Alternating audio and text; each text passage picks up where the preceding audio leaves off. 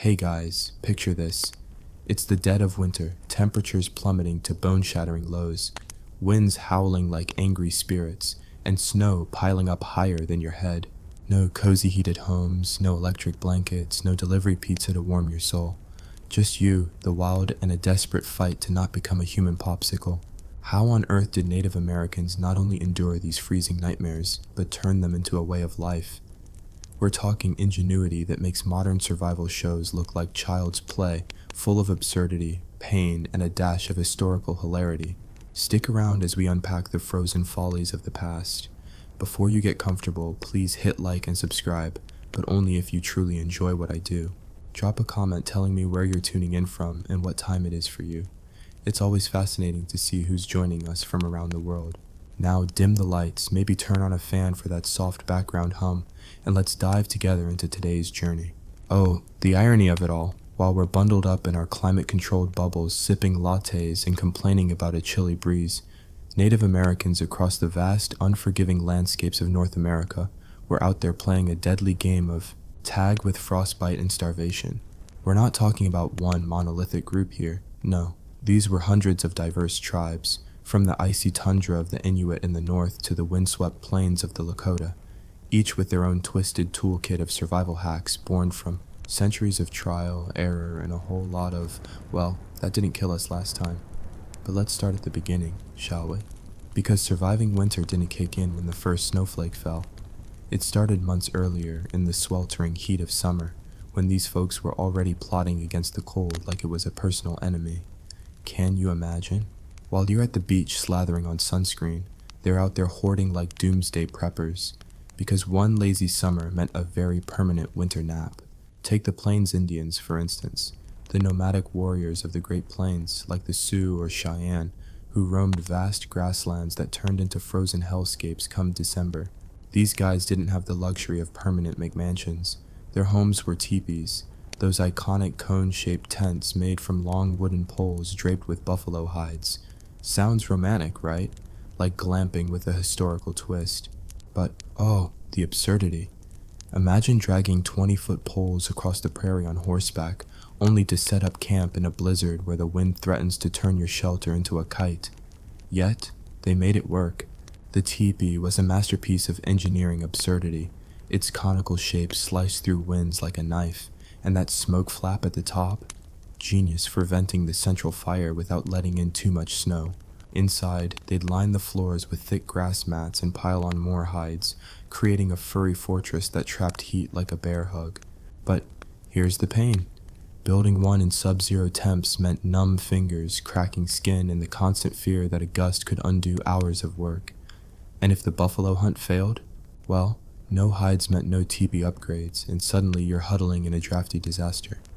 Comment below, would you trade your apartment for a teepee in a snowstorm? Tell me your survival rating on a scale of 1 to frozen solid. But wait, it gets more ridiculously clever. These plains folks didn't just build shelters, they weaponized the environment. Heated rocks were their secret sauce. Toss a bunch into the fire pit until they're glowing red, then bury them under the sleeping area, or splash water on them for a steamy sauna effect. Instant heat radiator. And fuel? In a treeless plain, they burned dried buffalo dung. Yes, buffalo chips, the ultimate recycled energy source. Picture the scene. A family gathered around a fire fueled by poop, sharing stories while the flames crackle with that distinct aroma. Historical absurdity at its finest. Mother Nature gives you buffalo, you eat the meat, wear the hide, and burn the waste. No waste indeed. But the pain? Collecting those chips in advance meant summer scavenger hunts in the heat. And in winter, if supplies ran low, it was a mad dash into the storm. One wrong step, and you're face planting into a snowdrift, fingers too frozen to grip. The Lakota elders would laugh at our modern complaints. You think your gas bill is high? Try foraging for feces in a whiteout. Now, let's shift north to the Inuit, or as they prefer, the Eskimo peoples, masters of the Arctic absurdity, where winters aren't just cold. They're a cosmic joke designed to test the limits of human endurance. These folks face temps dipping to minus 50 degrees Fahrenheit, with winds that could strip the flesh from your bones. Their survival? Igloos, baby. Those domed snow houses that sound like a kid's fort, but were actually life-saving engineering marvels. Building one was a ballet of pain. You'd trek through blinding snow, cut blocks with a bone or ivory knife, because metal would freeze to your hand, talk about a sticky situation, and stack them in a spiral, sealing gaps with more snow. The inside, cozy as a cocoon thanks to body heat and a small oil lamp made from seal blubber. Yes, blubber, fat from seals or whales, which doubled as fuel and food. Ironic, isn't it? In a world of endless ice, your heater is a chunk of animal fat, flickering away while you huddle inside, temperatures rising to a balmy 40 degrees if you're lucky. But the building process? Pure nightmare fuel. Imagine kneeling in the snow for hours, back aching, eyes straining against the glare that could blind you. Snow blindness was a real thing, folks, leading to days of agony in the dark. And if the igloo collapsed mid-build, back to square one, with frostbite nipping at your extremities. The Inuit had a saying, respect the cold or it claims you.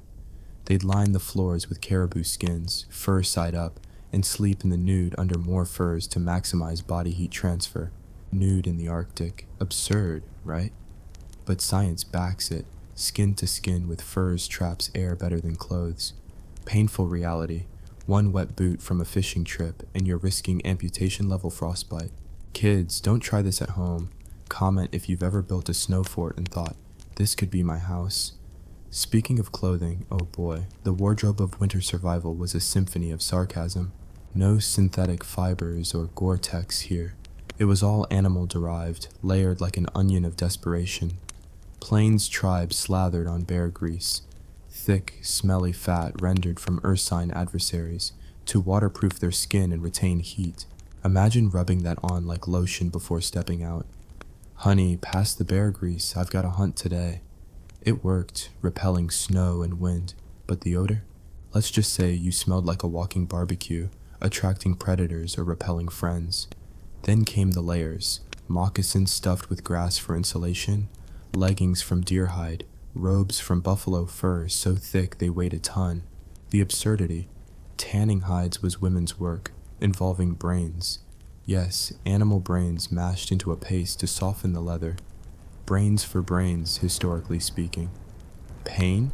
Hours of scraping, stretching, and chewing the hides to make them supple, all while risking infection from cuts in freezing conditions. Up north, the Inuit took it to extremes with parkas made from caribou or seal skins, sewn with sinew threads that swelled when wet to seal seams. Hoods trimmed with wolverine fur, because it doesn't frost up from breath, nature's anti-freeze. But sewing in dim light with bone needles meant pricked fingers and endless repairs. And boots? Comics, waterproofed with more grease, but one hole in your toes are goners. The historical pain hits hard. Entire families lost to exposure because a storm tore clothing or a hunt went wrong. Yet, they adapted with ironic flair. Snow goggles from wood or bone with slits to prevent blindness, like ancient sunglasses for the apocalypse. Food, the eternal struggle that turned winter into a starving artist's retreat. Summer was harvest time. Berries dried into cakes, nuts pounded into flour, maize stored in underground caches lined with grass to prevent spoilage. Plains tribes made pemmican, dried meat mixed with fat and berries, a high-calorie brick that lasted months. Sounds like a protein bar, but imagine chewing leather flavored with desperation. They'd hunt buffalo in fall, preserving every bit, jerky, organs eaten raw for vitamins. Hello, scurvy prevention. Bones boiled for broth. Absurdity. In a land of plenty, winter meant rationing like misers, with stories of tribes eating their moccasins in lean times. The Inuit? Seal hunts on ice floes, spearing through breathing holes, a game of patience where one slip meant drowning in icy waters. Blubber again, eaten raw for its fat content, warding off hypothermia. Fish cached under snow, frozen solid but preservable. Pain. Starvation loomed if hunts failed, leading to cannibalism tales in extreme cases, the nightmare underside of survival. Engage with me. What's the weirdest food you've eaten to survive a tough day? Drop it in the comments. Maybe it'll beat raw blubber. Community was the glue, folks. Huddling in longhouses or teepees, sharing heat like a group therapy session for the frozen.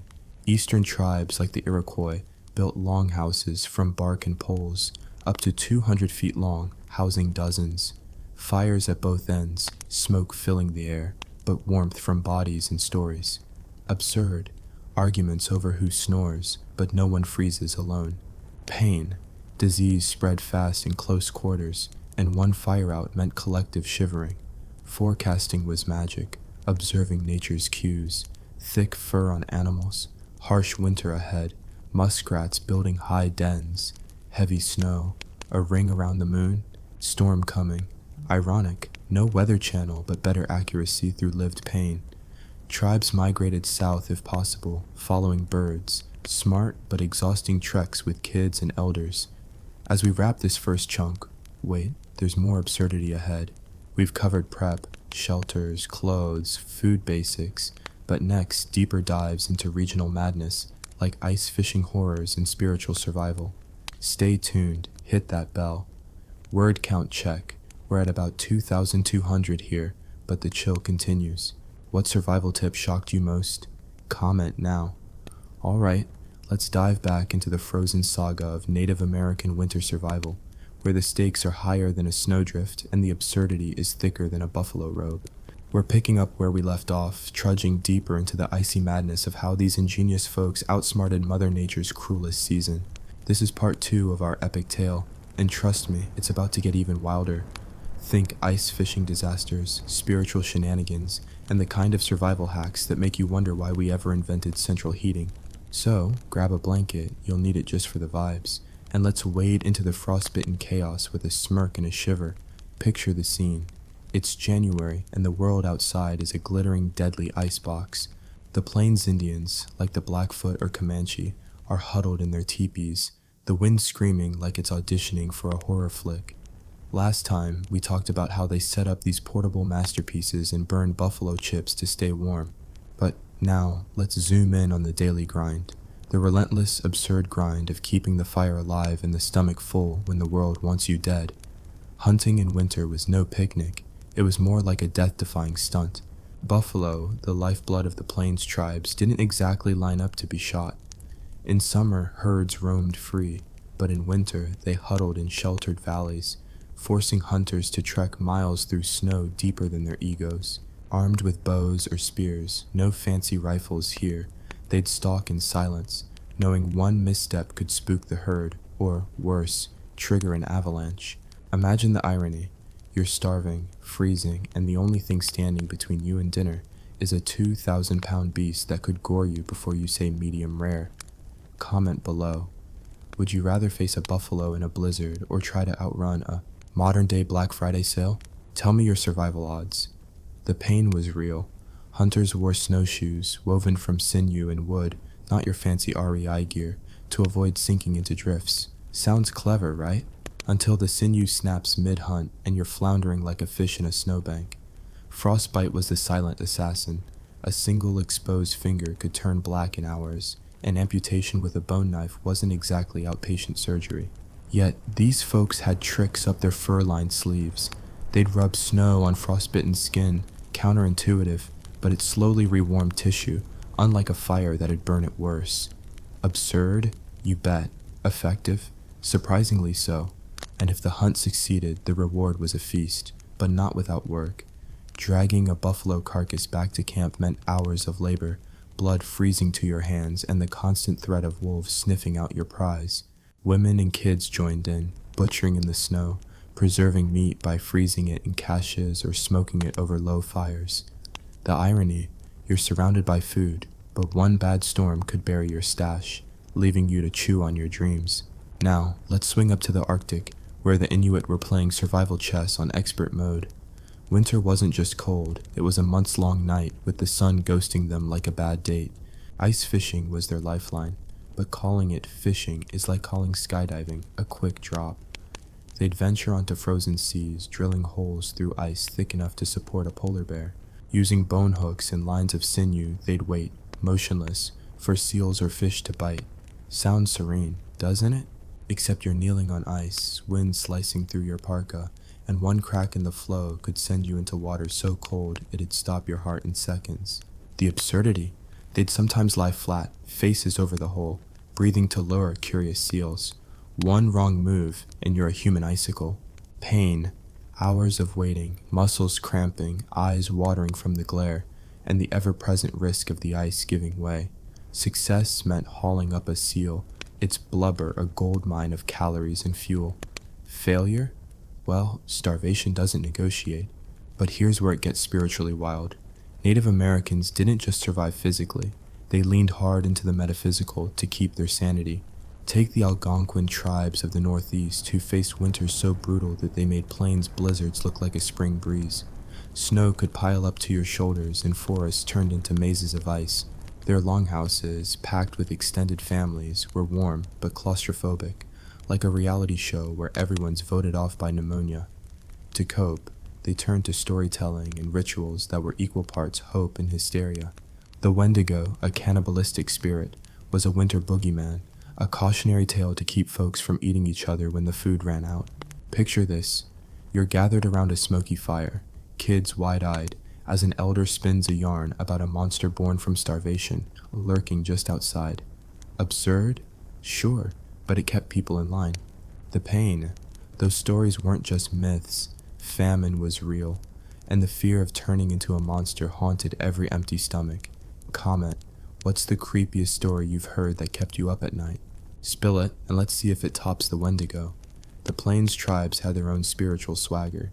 The sun dance, though typically a summer rite, had winter echoes, vision quests where young warriors would fast and pray in the snow, seeking guidance from spirits. Imagine sitting alone, half naked, on a frozen hill, hallucinating from hunger and cold, hoping for a divine PowerPoint on how to survive. Ironic. The worse the suffering, the clearer the vision, or so they believed. Pain. Hypothermia was a real risk, and some didn't come back. But those who did brought stories of animal spirits or ancestors, giving the tribe hope to push through. It's like they hacked their own brains to turn misery into motivation. Food preservation was another circus of ingenuity. The Iroquois, masters of the Northeast, stored corn in bark-lined pits, sealed against moisture and critters. But winter pests, mice, mold, were relentless, and one spoiled cache could mean weeks of hunger. They'd grind corn into meal, mixing it with water for a mush that sounds like a sad oatmeal knockoff but kept you alive. The Plains tribes leaned on pemmican, that meat-fat berry brick we mentioned, but making it was no joke. Women pounded dried meat into powder, melted fat in hide bags and mixed it with whatever berries they could scrounge. Absurd. You're crafting the world's first energy bar while wolves circle your camp. Pain. One bad batch, and you're eating rancid fat, praying it doesn't kill you before the cold does. Water was another absurd hurdle. Rivers froze solid, so you'd hack ice with stone tools, melting it over a fire that took forever to start. Flint and tinder in sub-zero temps. Good luck keeping your hands steady. The Inuit had it worse. Freshwater ice was scarce, so they'd melt sea ice, which was less salty but still a gamble.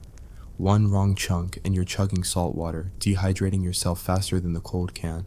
Ironic, surrounded by frozen water, yet dying of thirst was a real threat. Comment, what's the worst drink you've ever tried? Ever melted ice for a sip? Clothing maintenance was a full-time job. Plains women repaired moccasins with bone needles, chewing sinew to soften it.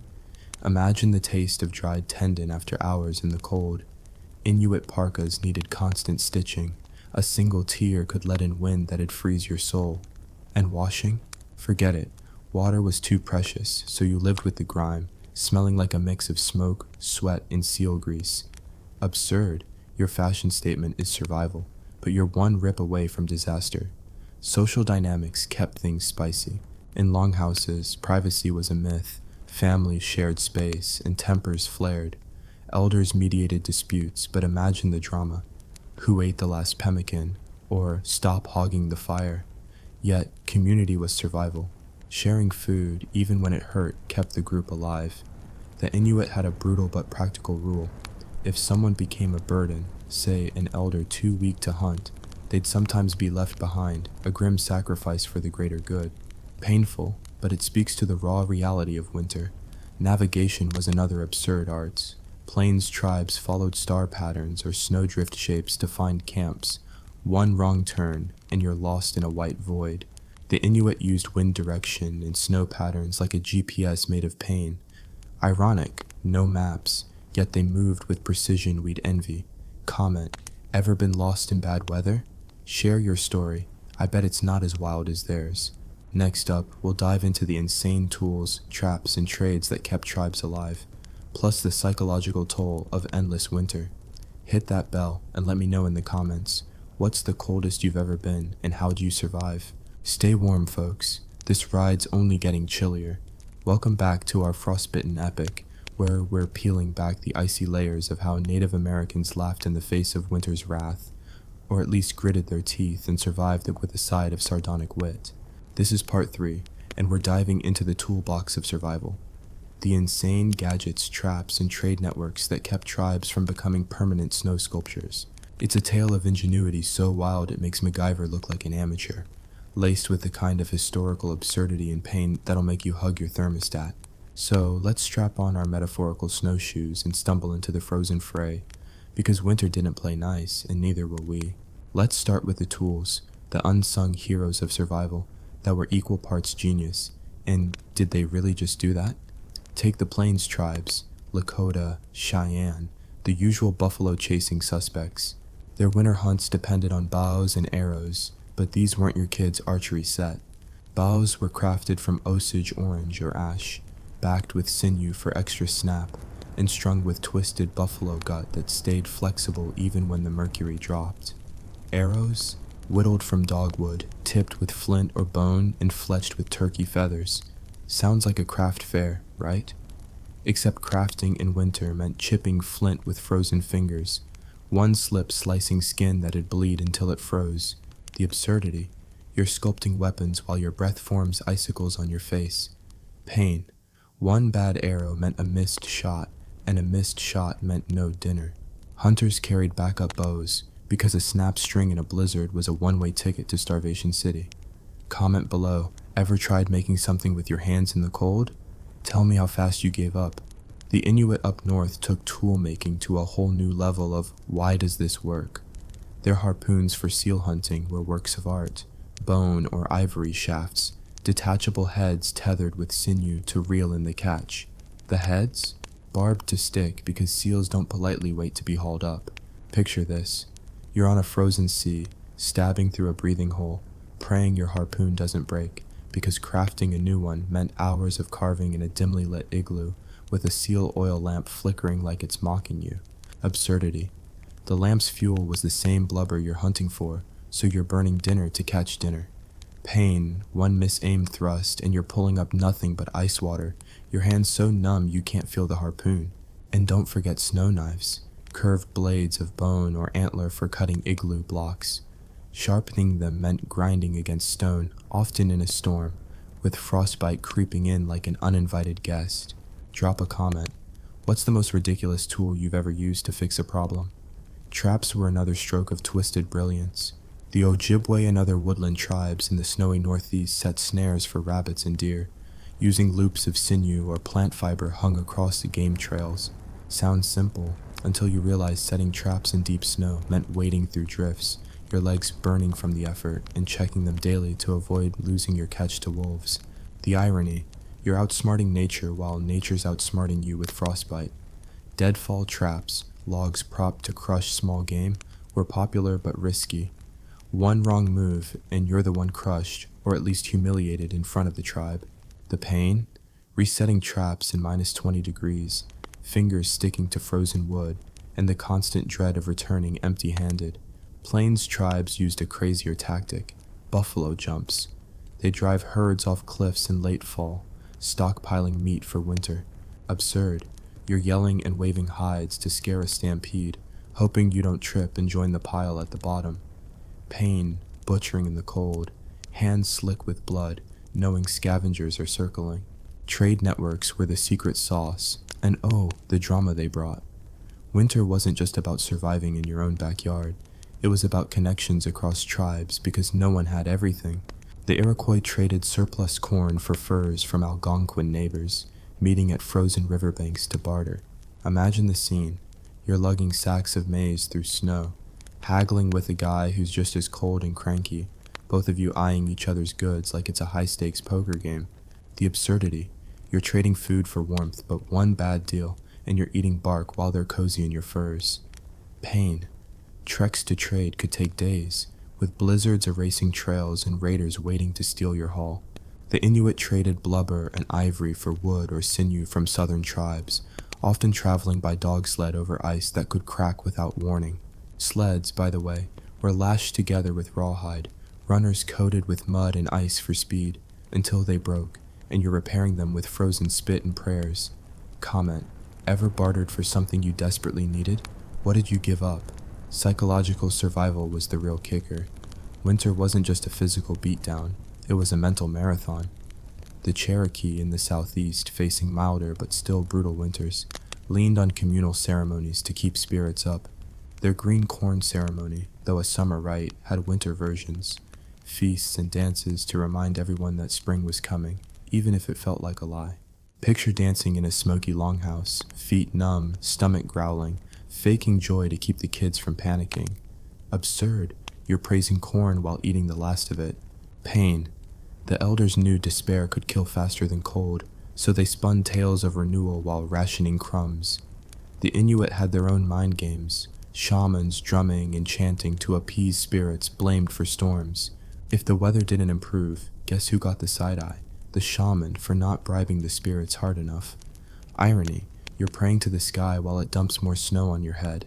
Mobility was a nightmare turned art form.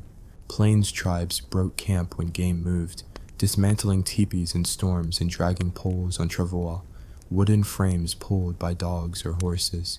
Horses, by the way, were winter MVPs, but keeping them fed meant digging through snow for grass or sacrificing precious corn. Absurd. You're starving, but your horse eats better. Pain. A lame horse could strand you, and frostbitten hooves were a death sentence for both of you.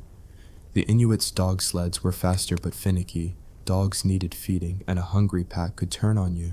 Steering through whiteouts relied on memory and instinct, with landmarks buried under snow. One wrong turn, and you're circling until you freeze. Comment. Ever had to move in bad weather? How'd you not lose your mind? Kids weren't spared the grind. In many tribes, children were trained young, boys hunting, girls preserving food or sewing. By age 10, an Ojibwe kid could set a snare or start a fire in a storm. Absurd. While modern kids whine about Wi-Fi, these kids were skinning rabbits. Pain. Accidents happened, burns, cuts, or getting lost in a blizzard. Yet play was survival training. Snowball fights taught aim, hide and seek mimicked tracking. Irony. Their games were deadlier than our jobs. Fire starting was a religion. Flint and steel were late arrivals. Earlier, it was friction. Rubbing sticks until your hands blistered. The Cree used bow drills, spinning wood against wood, praying for a spark before their strength gave out. In wet snow, finding dry tinder was like hunting for gold. Absurd. You're surrounded by snow, yet desperate for a dry twig. Pain. One failed spark, and you're eating raw meat if you're lucky. The Inuit seal oil lamps were more reliable but finicky.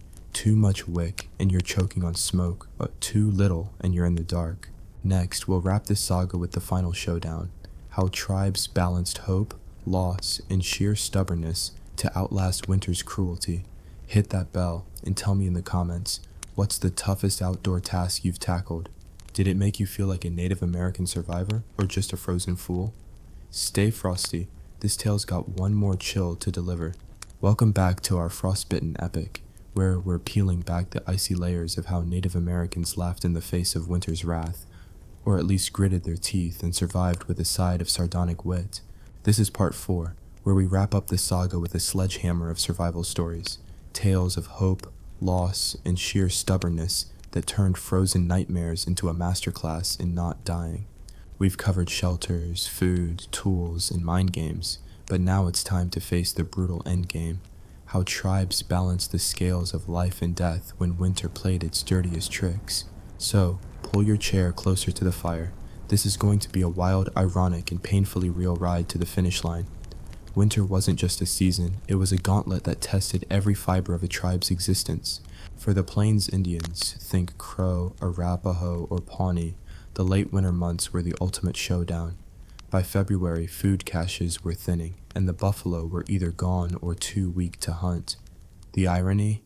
You're surrounded by snow, which is water, but melting it takes fuel, and fuel takes energy, and energy takes food you don't have.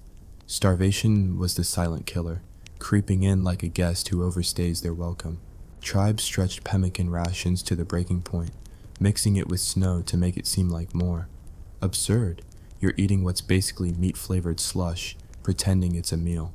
Pain. Hunger. Pang so bad you dream of food, only to wake up to a growling stomach and kids asking, "What's for dinner?" Comment below. Ever skipped a meal and felt like the world was ending? Imagine 3 months of that. The solution? Desperate improvisation. Plains tribes turned to starvation foods, stuff you'd never touch in summer. Tree bark, stripped and boiled into a bitter soup, was a favorite. Cottonwood bark wasn't just edible, it was a lifeline, though it tasted like regret and splinters. Some tribes, like the Blackfoot, dug for roots under the snow. Wild turnips or camas bulbs, frozen solid but still nutritious. Digging in frozen ground with bone tools? That's a workout that'd make your gym trainer cry. The absurdity, you're a farmer in a blizzard scraping dirt while wolves watch, wondering if you're the next course. Pain. One wrong root and you're poisoned because nature loves a cruel twist. Elders passed down knowledge of which plants wouldn't kill you, but mistakes happened and a bad batch could wipe out a family. Drop a comment. What's the worst thing you've eaten out of desperation? Up in the Arctic, the Inuit faced a different beast, endless darkness. The polar night stretched for months, turning life into a psychological cage match. No sun, no hope, just you, a flickering blubber lamp, and the howling wind reminding you who's boss. Their survival hack? Routine, with a side of grim humor. Families kept strict schedules: wake, eat if there was food, repair gear, tell stories, sleep, repeat. Shamans led ceremonies to call back the sun, banging drums and chanting until everyone felt a flicker of optimism, or at least forgot the cold for a minute.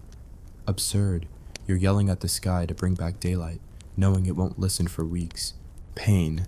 Depression was real, and the elderly sometimes walked away into the snow, a quiet sacrifice to save food for the young. It's the kind of choice that makes your heart ache just thinking about it. Comment.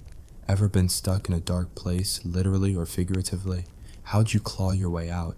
Mobility was still a gamble in late winter. Plains tribes sometimes split into smaller bands to spread out the strain on resources, moving to new hunting grounds. Dragging teepees through deep snow with starving horses was like pushing a boulder uphill. Exhausting, demoralizing, and dangerous. If a storm hit mid-move, you were setting up camp in a whiteout. Poles slipping from frozen hands, kids crying, and elders muttering about bad omens.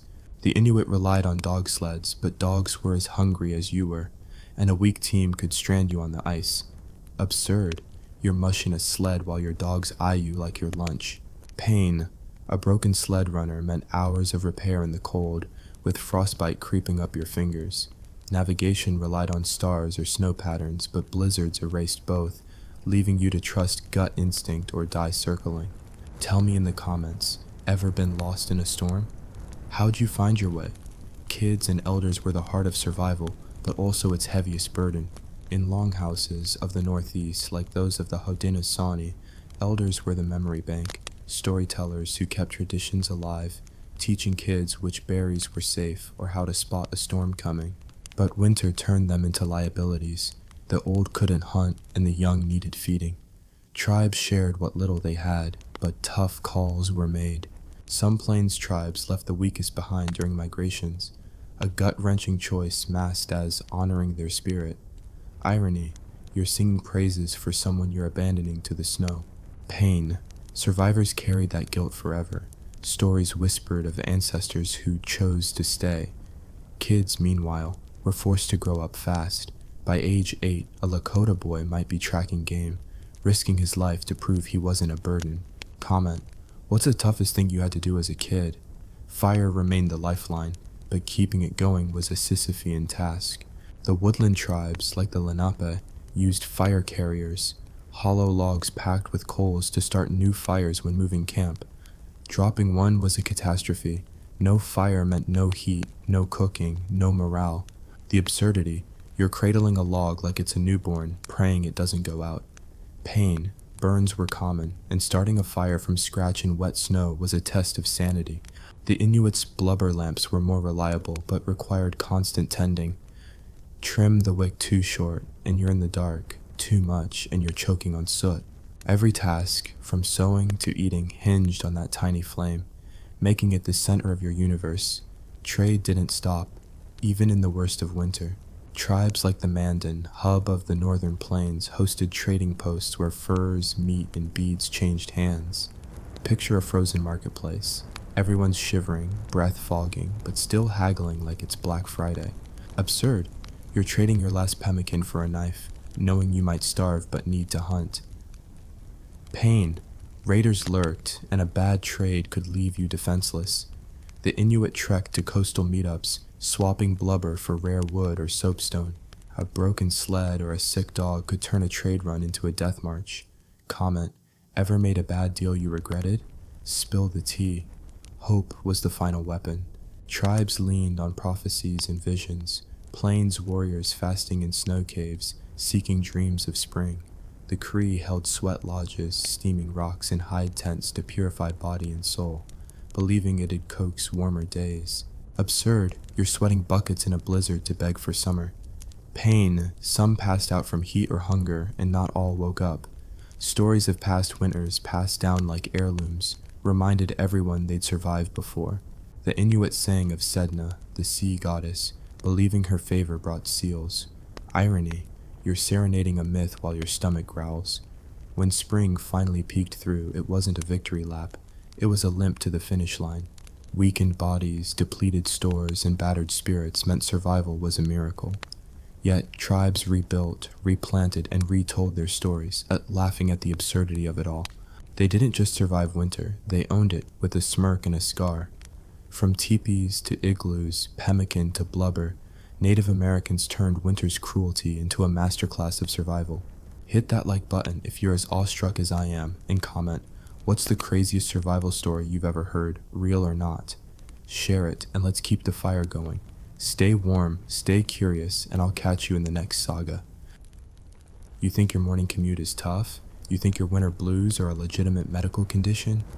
Let me tell you about a place that makes your worst day look like a luxury spa retreat. Imagine a world where the wind doesn't just blow, it actively tries to murder you, to scour the flesh from your bones. Welcome to the ancient Mongolian steppe, a vast frozen dinner plate where humanity was definitely not on the menu.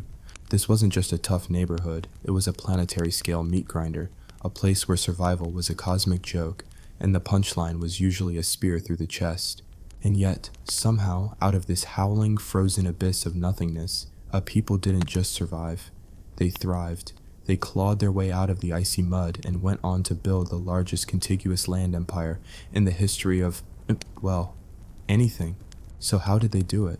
How did a bunch of nomadic horse people living in what was essentially God's freezer manage to conquer the world? The answer is as brutal, absurd, and frankly as terrifyingly impressive as the people themselves. Forget everything you think you know about hardship. We're about to take a sarcastic sleigh ride into the heart of a historical nightmare. First, let's set the scene. The steppe is not your friend.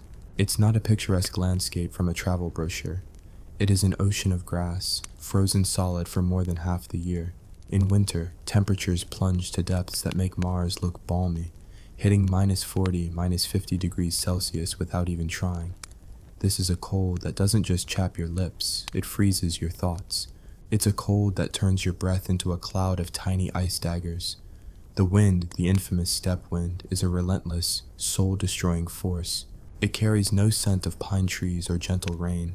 It smells of ice, dust, and the profound loneliness of a landscape that has seen a billion sunrises and simply does not care about you. There are no forests to break its charge, no mountains to hide behind, just you, your horse, and the screaming void. Summer is a brief, violent affair. The ice melts into a sea of mud. The sun beats down with scorching intensity, and the entire world swarms with biting insects that seem personally offended by your existence. This isn't a land that nurtures you. It's a land that actively tries to erase you. It's a crucible designed to forge either a corpse or a predator. There is no in-between, and into this brutal paradise steps our hero, the Proto-Mongol. Now, before the big man, before Genghis Khan showed up and gave everyone a unifying purpose, namely conquering everyone else, the Mongols weren't a people in the way we think of them. They were a chaotic scramble of warring tribes and clans, the Tatars, the Merkits, the Naimans, the Carats, and a dozen others. Their relationships were less like friendly neighbors and more like a perpetually drunk and violent family reunion. The national sport was raiding. The goal wasn't just to steal your neighbor's sheep and horses, although that was a fantastic bonus. The real prize was kidnapping their women. This wasn't about romance, it was about demographics. In a world where a bad winter or a minor plague could wipe out half your tribe, stealing wives was a practical, albeit horrifically unpleasant way to ensure the next generation. It also ensured that everyone was related to everyone else through a very complicated and angry web of abduction and revenge. Your cousin might also be your half-brother-in-law, whose father you killed last Tuesday over a disagreement about a goat. It was, in short, a mess. Daily life was a masterclass in misery management. You wake up in your jur, a circular tent made of felt and wood. We'll get to this marvel of engineering later. The first thing that hits you isn't the gentle aroma of coffee. It's the thick, pungent smell of burning animal dung. Wood is scarce on the steppe, so the primary fuel source is the dried patties of your own livestock. It's smoky, it's smelly, but it's the only thing stopping you from becoming a permanent part of the frozen landscape. Breakfast? That's a laugh. You might have some arrow, which is curdled, dried milk rock that has the consistency of gravel, and a taste that can only be described as aggressively sour. Or perhaps you'll enjoy a nice bowl of fermented mare's milk, arog. It's alcoholic, vaguely nutritious, and an acquired taste that most of humanity has wisely chosen not to acquire. It's fizzy, sour, and has been compared to a blend of yogurt, beer, and regret. But hey, it's calories, and calories are the only currency that matters here. The rest of your diet consists of meat and blood. Every part of the animal is used, nothing is wasted. You boil the bones for broth, you eat the organs, you even drink the blood, sometimes straight from the vein of a living horse if you're in a pinch. It's the ultimate paleo diet, not because of a lifestyle choice, but because plants are for the weak, and more importantly, are really, really hard to find when the ground is frozen for 8 months of the year. This brutal existence forged a specific kind of person. The Mongols were, by necessity, unbelievably tough. From childhood, they were exposed to the harshest conditions imaginable. A child who couldn't ride a horse by the age of 3 was probably not long for this world. They learned to hunt, to fight, to endure pain and hunger with a stoicism that bordered on the supernatural. Weakness wasn't just frowned upon, it was a death sentence, not just for the individual, but potentially for their entire family. This constant grinding pressure created a society that valued strength, loyalty, and ruthless pragmatism above all else. There was no room for sentimentality. Your favorite horse was your trusted companion, your war machine, your best friend, and your emergency food supply. This wasn't cruelty, it was Tuesday. It was the cold, hard logic of a world with no safety nets. But they didn't just endure, they innovated. Their entire culture was a set of life hacks for surviving the apocalypse. Take their home, the jur, or yurt. It's a dome of felt stretched over a collapsible wooden lattice. It looks like a simple tent. It is not. It is a masterpiece of nomadic engineering. Its circular shape offers the least resistance to the relentless steppe winds that would flatten a rectangular structure in minutes. The thick layers of felt, greased with sheep fat to make them waterproof, provide incredible insulation, keeping it surprisingly warm in the winter and cool in the summer. A central opening at the top lets out the smoke from that ever-present dung fire and can be covered when it rains or snows. The best part? A whole family could dismantle their home, pack it onto a cart or a camel, and be on the move in under an hour. This wasn't just a house, it was the physical embodiment of their philosophy. Don't fight the environment, move with it. When the grazing land is exhausted, you don't wait for famine, you pack up your house and find a new one. When a more powerful enemy comes knocking, you don't make a last stand, you disappear into the vastness of the steppe where no one can find you. The GR was freedom, it was survival. It was a mobile, all-weather, stinky, smoky, life-saving miracle. And then there was the horse. You cannot understand the Mongols without understanding the horse. It wasn't just an animal, it was an extension of themselves. A Mongol on foot was a vulnerable creature. A Mongol on horseback was a god of war. These weren't the giant, majestic war horses of European knights. The Mongolian horse was small, stocky, a bit shaggy, and possessed the stamina of a steam engine and the temperament of a cornered badger. They could survive on almost no water and by pawing through snow to find frozen grass. They were in essence the four-legged equivalent of the Mongols themselves. Every Mongol, man, woman, and child, was an expert equestrian. They could ride for days on end, sleeping in the saddle. They could fire arrows with lethal accuracy while galloping at full speed, turning, and even riding backward. This skill, honed over centuries of hunting and internecine warfare, would later become the key that unlocked the world. Their saddle was high, giving them a stable platform, and they developed revolutionary iron stirrups that allowed them to stand up while riding, putting the entire force of their body into a sword stroke or a bow shot. A European knight was a tank, powerful but slow and clumsy. A Mongol warrior was a fighter jet. They controlled the battlefield with speed, maneuverability, and a hail of arrows that would blot out the sun. Their bond with their horse was legendary. They would drink its milk to make their alcoholic erog, and in times of extreme need, they would make a small incision in a horse's neck vein, drink some blood for sustenance, and then seal the wound, leaving the animal unharmed. It was a walking, breathing, fighting canteen. Their clothing was another piece of survival tech. The core of their wardrobe was the deal, a long robe-like garment that crossed over the chest. It was made of cotton or silk on the inside and tough, weatherproof animal hide on the outside. In winter, it was lined with fur. It had no pockets, but was cinched at the waist with a thick leather belt, creating a huge pouch in the upper part of the garment where a Mongol could carry everything they needed: dried meat, a fire-starting kit, tools, and probably a few stolen trinkets. The long sleeves could be rolled down to protect their hands from frostbite, acting as built-in mittens. At night, you simply unfastened your belt and your coat became your sleeping bag. It was practical, it was multifunctional, and it probably smelled absolutely terrible. A rich bouquet of horse, sweat, mutton fat, and wood smoke. But when the alternative is freezing to death, you learn to appreciate the little things, like a coat that doubles as a bed. Underneath, they wore trousers, and on their feet, heavy felt-lined leather boots that were perfect for riding. It was a uniform, designed not for style, but for a life lived in the saddle, battling the elements. This entire system, the mobile home, the all-purpose horse, the pragmatic diet, the survivalist clothing, was the engine of the Mongol people.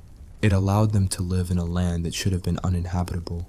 It made them tough, resilient, and utterly self-sufficient, but it also made them fragmented and chaotic. Tribe fought tribe, brother fought brother. Their strength was their disunity. They were too scattered and mobile to be conquered by outside forces. But it was also their greatest weakness. They were a force of nature without a direction, a storm waiting for a lightning rod. The pressure in this frozen cooker was building. The constant warfare, the struggle for scarce resources, the sheer brutal difficulty of life was creating a society on the edge. It was forging a people harder than the winter ice, a people who could endure anything the world could throw at them. All they needed was a leader. All they needed was someone to point all that pent-up energy, all that military genius, all that ruthless pragmatism in a single direction.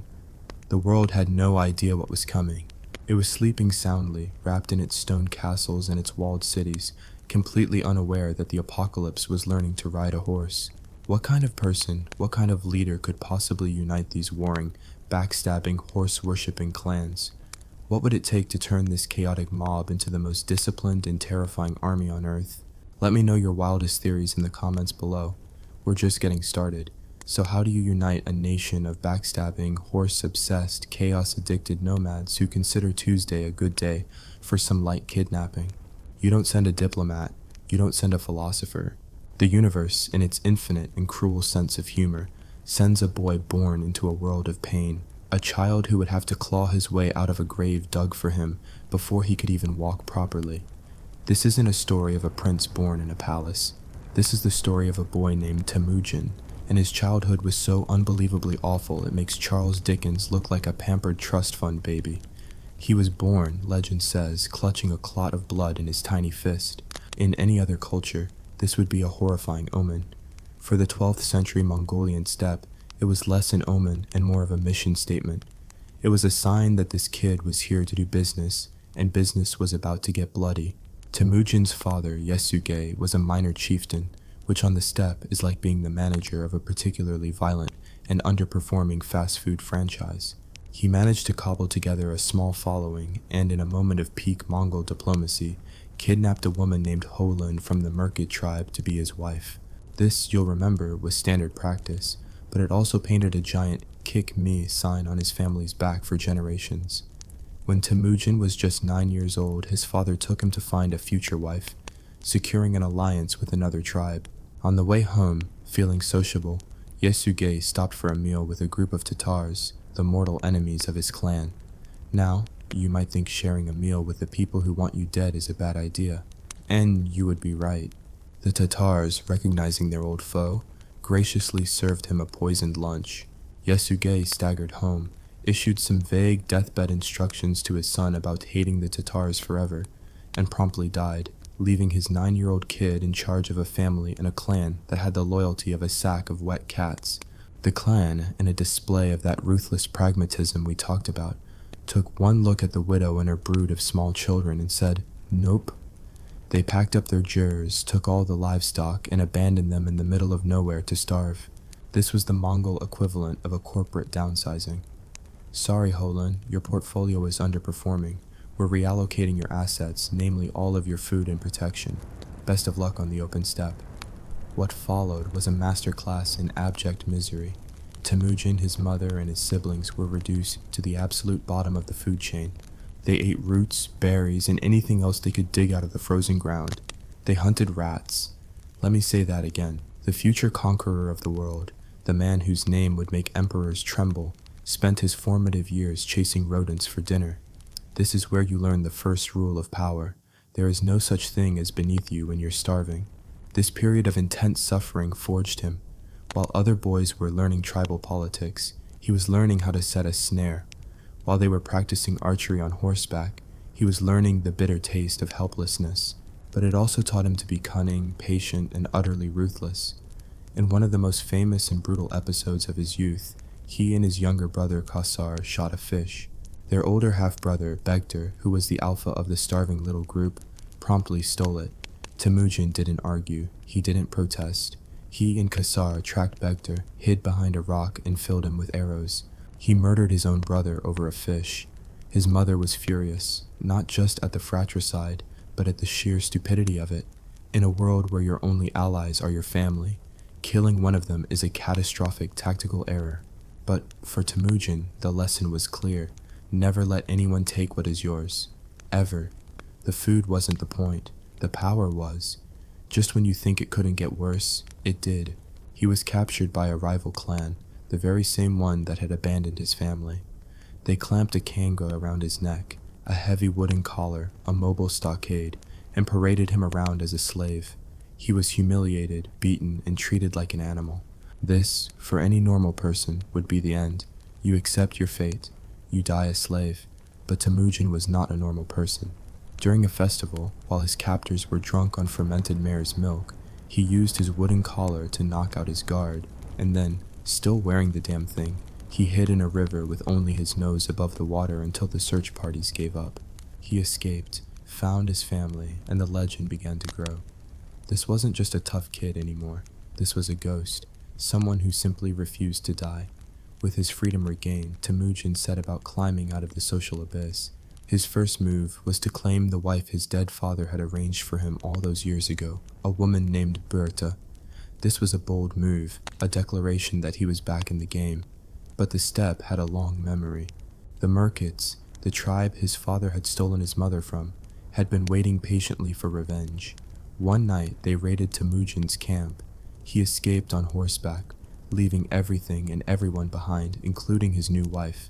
The Merkits snatched Burda and rode off into the night. History on the steppe doesn't just repeat itself, it screams in your face. His mother was kidnapped, now his wife was kidnapped.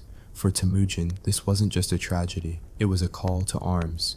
This was the moment the starving rat hunter decided to become a wolf.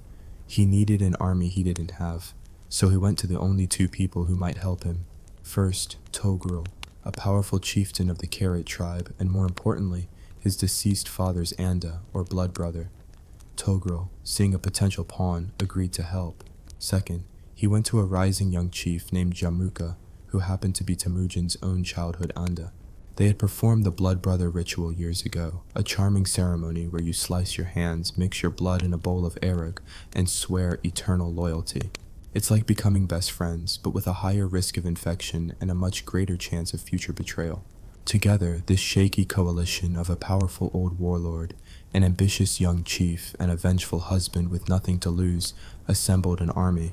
They fell upon the Merkit camp, crushed them completely, and rescued Berta. This was Temujin's first taste of real victory, and he found he liked it. He had turned personal humiliation into a military triumph. The victory made Temujin a player. Warriors, attracted by his charisma and his stunning success, began to flock to his banner. And this is where the first great ideological crack appeared, right between him and his blood brother Jamuka. Jamuka was an aristocrat. He believed in the old ways. Power belongs to the noble born. You lead because your father was a leader. He was the popular kid in high school who thinks the world owes him everything. Temujin was the opposite. He was a radical, a revolutionary. He promoted men based on merit, not bloodline. The guy who was best with a bow became the head of the archers. The guy who was the cleverest scout became his intelligence chief. He didn't care if you were the son of a chief or the son of a slave. If you were loyal and you were good at your job, you had a place in his army. This was terrifying to the Mongol establishment. It was a philosophy born of desperation. When you've eaten rats to survive, you don't have time for snobbery. You value competence because competence is what keeps you alive. The two friends, now rivals, drifted apart. The final split, as the story goes, came over a simple decision of where to camp for the night. Jamuka suggested a spot, and Temujin, prompted by his wife Berta, who sensed the growing rift, decided to ride on and make his own camp. That night, thousands of warriors who had been following Jamuka left his camp and joined Temujin's. They chose the self-made man over the aristocrat. They chose merit over birth. The war was inevitable. What followed was a long, brutal civil war that was less a series of battles and more a hostile takeover of the entire Mongolian nation. Temujin versus Jamuka, clan versus clan, brother versus brother. He systematically defeated the Tatars, fulfilling his father's dying wish with horrific precision. He decreed that every Tatar male taller than the linchpin of a cartwheel was to be executed. It was genocide, a cold and calculated act of political terror designed to erase a threat forever. He crushed the Carrots, his old ally Togrul's people. He smashed the Naimans. One by one, he defeated every tribe, every rival, and absorbed their warriors into his own rapidly growing army. The final showdown came with Jamuka. After a decisive battle, Jamuka's own generals betrayed him, tied him up, and delivered him to Temujin, expecting a reward. They misjudged their man. Temujin, enraged by their disloyalty, had the traitors executed immediately. The lesson was brutally simple. Loyalty is everything, even loyalty to your enemy. Then he turned to his childhood friend, his blood brother, his greatest rival. Jamuka, defeated, asked for a noble death, to be killed without his blood being spilled, a tradition reserved for royalty and great leaders. It was the last and only thing he could ask for. Temujin granted the request. His soldiers broke Jamuka's back. It was a death of absurd violence and profound respect, the final bloody punctuation mark on the end of the old Mongolia. In the year 1206, on the banks of the Onan River, Temujin called a Kurultai, a grand assembly of all the tribes of the steppe. The scattered, warring, chaotic people who had spent centuries fighting each other were now, for the first time in history, one nation, and they needed a leader. On that day, the outcast boy, the former slave, the man who had survived poison, betrayal, and 1,000 battles, was given a new name. He was proclaimed Genghis Khan, the oceanic ruler, the universal ruler of all the peoples who lived in felt tents. His first act was to create the Yasa, a secret code of laws. We don't have a written copy, which is the most Mongol thing ever, a law so important you don't write it down, but its principles were clear. Unquestioning loyalty to the Khan, the death penalty for theft, for adultery, for cowardice, for urinating in a river. He banned kidnapping women from other Mongol tribes, instantly ending the national sport and redirecting all that aggressive energy outwards.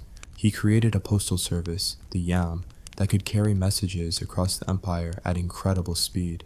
He organized his army on a decimal system, squads of 10, companies of 100, regiments of 1,000. That was simple, efficient, and ruthlessly effective. He had done it. He had taken the hardest people on earth and forged them into a single, disciplined weapon of war. Now imagine it. You are Genghis Khan. You are standing in the middle of this vast, windswept land. You command the greatest cavalry army the world has ever seen. Every man is a warrior, born in the saddle. They are loyal to you unto death. They are tough. They are disciplined. And they are getting very, very bored. An army like this cannot be left idle. A predator must hunt. The Mongol war machine had to move forward, or it would consume itself in another civil war. So where do you point this unstoppable force? All his life, Genghis Khan had looked out from his world of grass and sky and seen, on the horizon, a different world. A world of walls, of cities, of farms, a world of silk and gold and grain, the settled civilizations. The world that had looked down on his people as savage barbarians. The world that was about to learn what a barbarian really was. The storm was gathered. The only question was where it would strike first. What do you think was the most important quality that allowed Temujin to unite the Mongols? His ruthlessness, his merit-based system, or just sheer dumb luck? Drop your theories in the comments. The world was about to change forever. So, you've done it. You've united the toughest, meanest, most dysfunctional family of tribes on the planet. You are Genghis Khan, and you're sitting on top of a military powder keg with a very short fuse. Your new nation, a vast sea of warriors who have been taught for centuries that fighting is as natural as breathing, is getting antsy. Peace is boring. Peace doesn't fill your gur with plunder. An army is a tool, and a tool is meant to be used. The question is, what do you hammer first? You look around. To the east and south, past the great Gobi Desert, lies a world of impossible wealth. It's a world of silk-robed emperors, of cities with millions of people, of colossal walls and armies that number in the hundreds of thousands. To a Mongol, this isn't a civilization, it's a pantry. It's the world's biggest and most poorly guarded treasure chest. The first item on the Khan's shopping list was the kingdom of Western Sia. Ruled by the Tangut people, it was a prosperous little empire sitting right on the Mongols' doorstep. Think of them as the nice, quiet neighbors with a really expensive barbecue and a flimsy fence. For the Mongols, this was a perfect training exercise. It was a chance to test their newly unified army, and more importantly, to learn a new skill, how to deal with walls. A Mongol warrior on horseback was the apex predator of the open plains, but confronted with a 50-foot stone wall, he was just a guy on a horse with a bow. It was like a shark trying to fight a turtle. The Mongols' initial attempts at siege warfare were, frankly, hilarious. They would just ride around the city in circles, shooting arrows at the ramparts, which was about as effective as trying to knock down a skyscraper with spitballs. They would try to scale the walls and get boiling oil and giant rocks dropped on their heads. It became clear very quickly that the old ways weren't going to work. But the Mongols had a superpower that was far more potent than their archery. Ruthless, unsentimental pragmatism. They were the ultimate learners. When they couldn't figure something out, they didn't give up. They captured someone who could figure it out. In their campaigns against the Sia, they began capturing Chinese engineers, artisans, and anyone who knew how to build the terrifying machines of siege warfare. Catapults, battering rams, and giant crossbows. They didn't invent the technology, they outsourced it.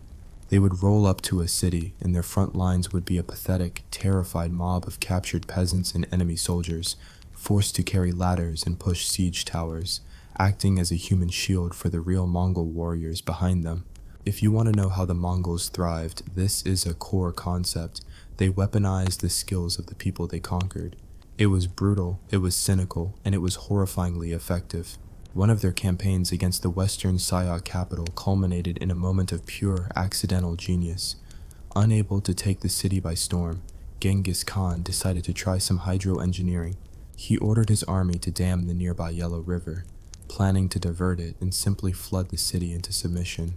It was a brilliant, innovative, outside-the-box plan. There was just one tiny problem. They were nomads from a land of grass, not hydraulic engineers. They successfully dammed the river, But when the waters rose, the hastily constructed dikes broke, flooding their own camp. You can almost picture the scene. Thousands of the world's most feared warriors standing waist-deep in muddy water, watching their yurts float away while the defenders on the city walls died of laughter. Despite this spectacular failure, the message was clear. We will stop at nothing. We will try anything. We will even risk drowning ourselves to get to you. The terrified Xia emperor got the message. He surrendered, agreed to pay tribute, and, most importantly, provided the Mongols with a corps of engineers. The training wheels were off. The Mongols now had a key, and they were about to use it on a much, much bigger door. That door belonged to the Jin dynasty of northern China. If the Western Xia were the nice neighbors, the Jin were the regional superpower. They were Jurchen warriors who had conquered the northern half of China and ruled over a population of 50 million people. They had a massive army, vast resources, and a little thing called the Great Wall. To the Jin emperor, the Mongols were a nuisance, a pack of savages from the barren wastes. He demanded Genghis Khan kowtow to him as a vassal. Genghis Khan's response was to turn to the south, spit on the ground, and ride north. It was the medieval equivalent of leaving someone unread. War was on. In 1211, the Mongol horde, a river of 100,000 horsemen, flowed towards the Jin frontier. Their first obstacle was the Great Wall of China. For centuries, this colossal fortification had protected the heartland of China from the northern barbarians. It was a symbol of permanence, of imperial power, of the unbridgeable gap between civilization and the wild. The Mongols treated it like a speed bump. They didn't have to smash through it. The wall wasn't a single continuous barrier. It was a series of forts and walls that had to be manned. The Jin had stretched their forces too thin. The Mongols, with their superior mobility, simply found a less defended section, went around it, and burst into northern China like a flash flood. The Jin emperor, panicking, sent his massive army to meet them in the open field. This was the single worst decision he could have possibly made. What followed was the Badger Mouth Pass campaign, a textbook example of Mongol military genius. The Jin army was huge, a glittering forest of steel and silk banners, confident in its numerical superiority. The Mongols met them with their classic opening move, a hail of arrows so thick it literally blacked out the sun. Then they did what they did best. They ran away. Or at least it looked like they were running away. The Jin army, seeing the savage horde in full retreat, roared in triumph and charged. They pursued the fleeing Mongols for miles, their heavy infantry and cavalry getting strung out, exhausted and disorganized. This was the Mongol gambit, the feigned retreat, a trick as old as hunting. And the Jin fell for it, hook, line, and sinker. Just as the Jin army was about to break the Mongol line, a signal was given. The fleeing Mongols suddenly turned. From the hills on either side of the valley, tens of thousands of Mongol heavy cavalry who had been waiting in perfect silence smashed into the flanks of the exhausted Jin army. The retreat became a trap. The trap became a slaughterhouse. The entire Jin field army was annihilated. It wasn't a battle, it was an execution. With the Jin army shattered, the plains of northern China lay open. The Mongols swept across the landscape like fire. But every city was a fortress, and their ultimate prize was the Jin capital, Zhongdu, modern-day Beijing. Zhongdu was one of the greatest cities on earth, a sprawling metropolis protected by 40-foot walls that stretched for 18 miles. It was defended by nearly 1 million people. The siege of Zhongdu, which began in 1214, was a vision of hell. The Mongols, now masters of siegecraft thanks to their captive engineers, surrounded the city. They built their own wall around the city wall, cutting it off from the world. Inside, the city starved.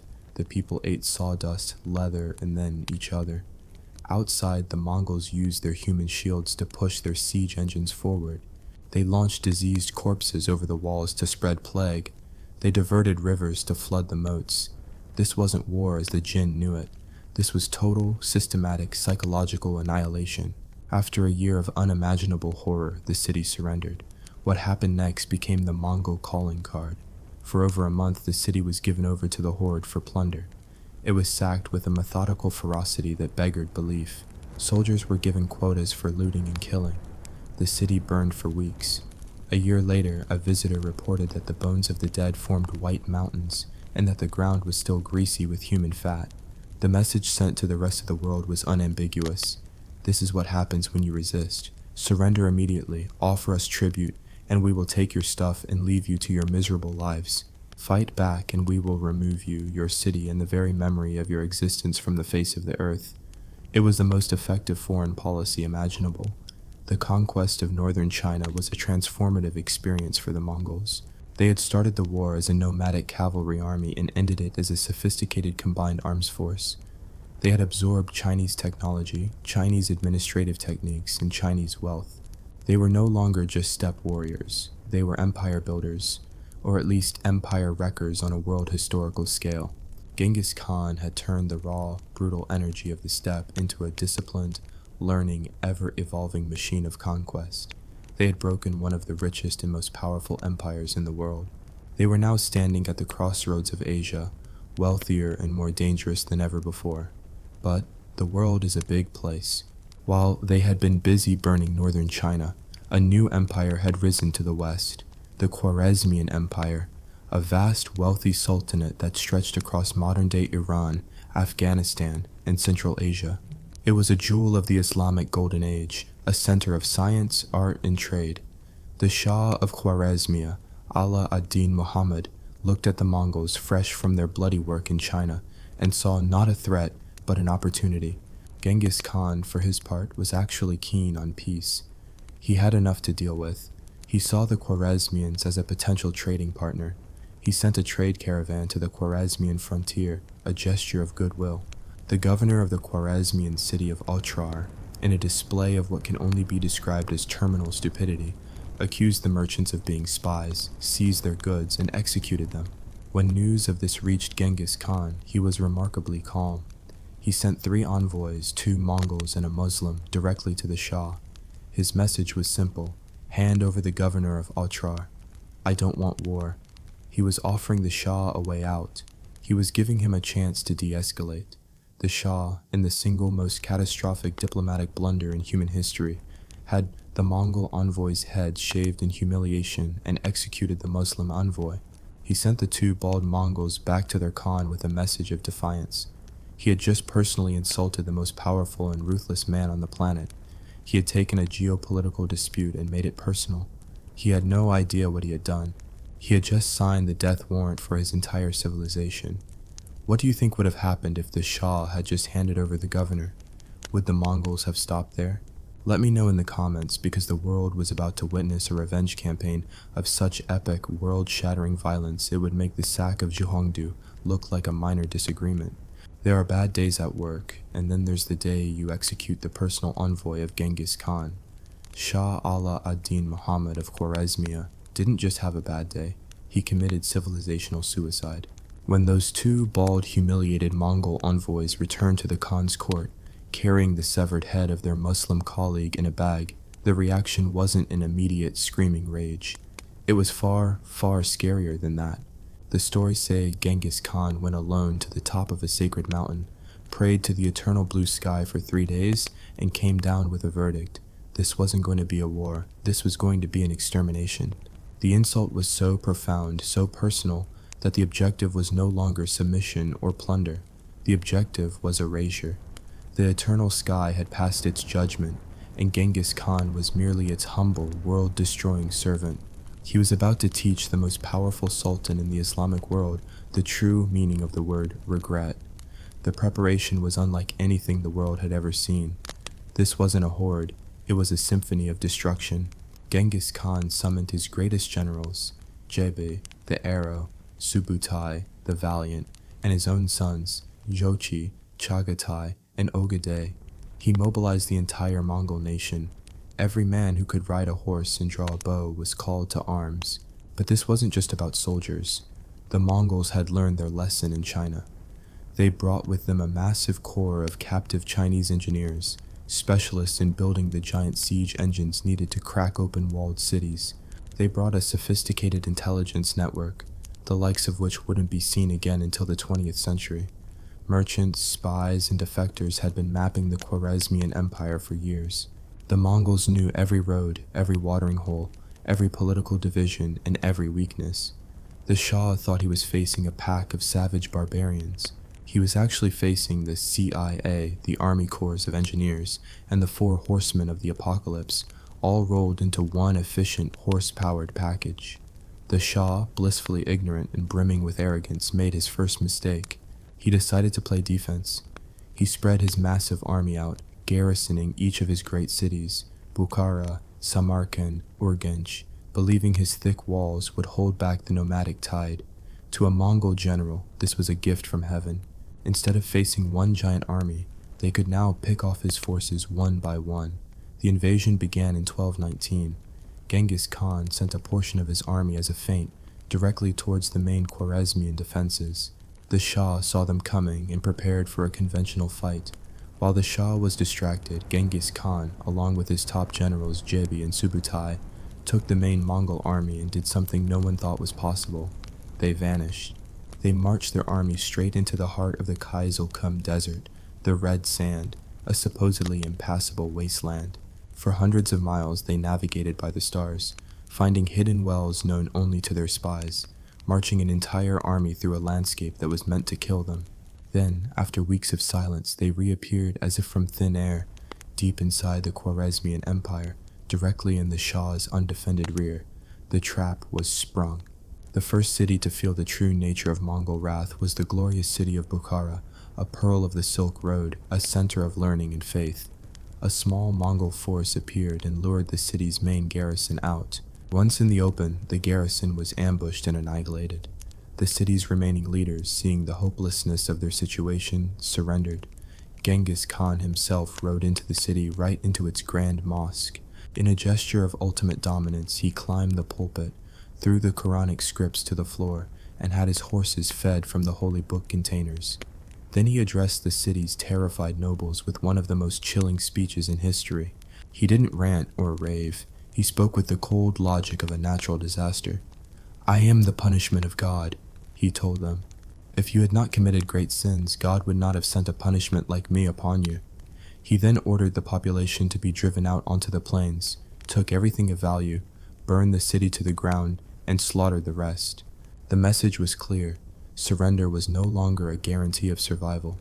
Next came Samarkand, a city even greater and more heavily defended than Bukhara. The Shah had even stationed a contingent of war elephants there, believing the terrifying beasts would shatter the Mongol cavalry. The Mongols, who had probably never seen an elephant before, reacted with typical pragmatic curiosity. They shot at them with arrows. When the wounded, panicked elephants turned and trampled their own infantry, the Mongols probably shrugged and made a mental note.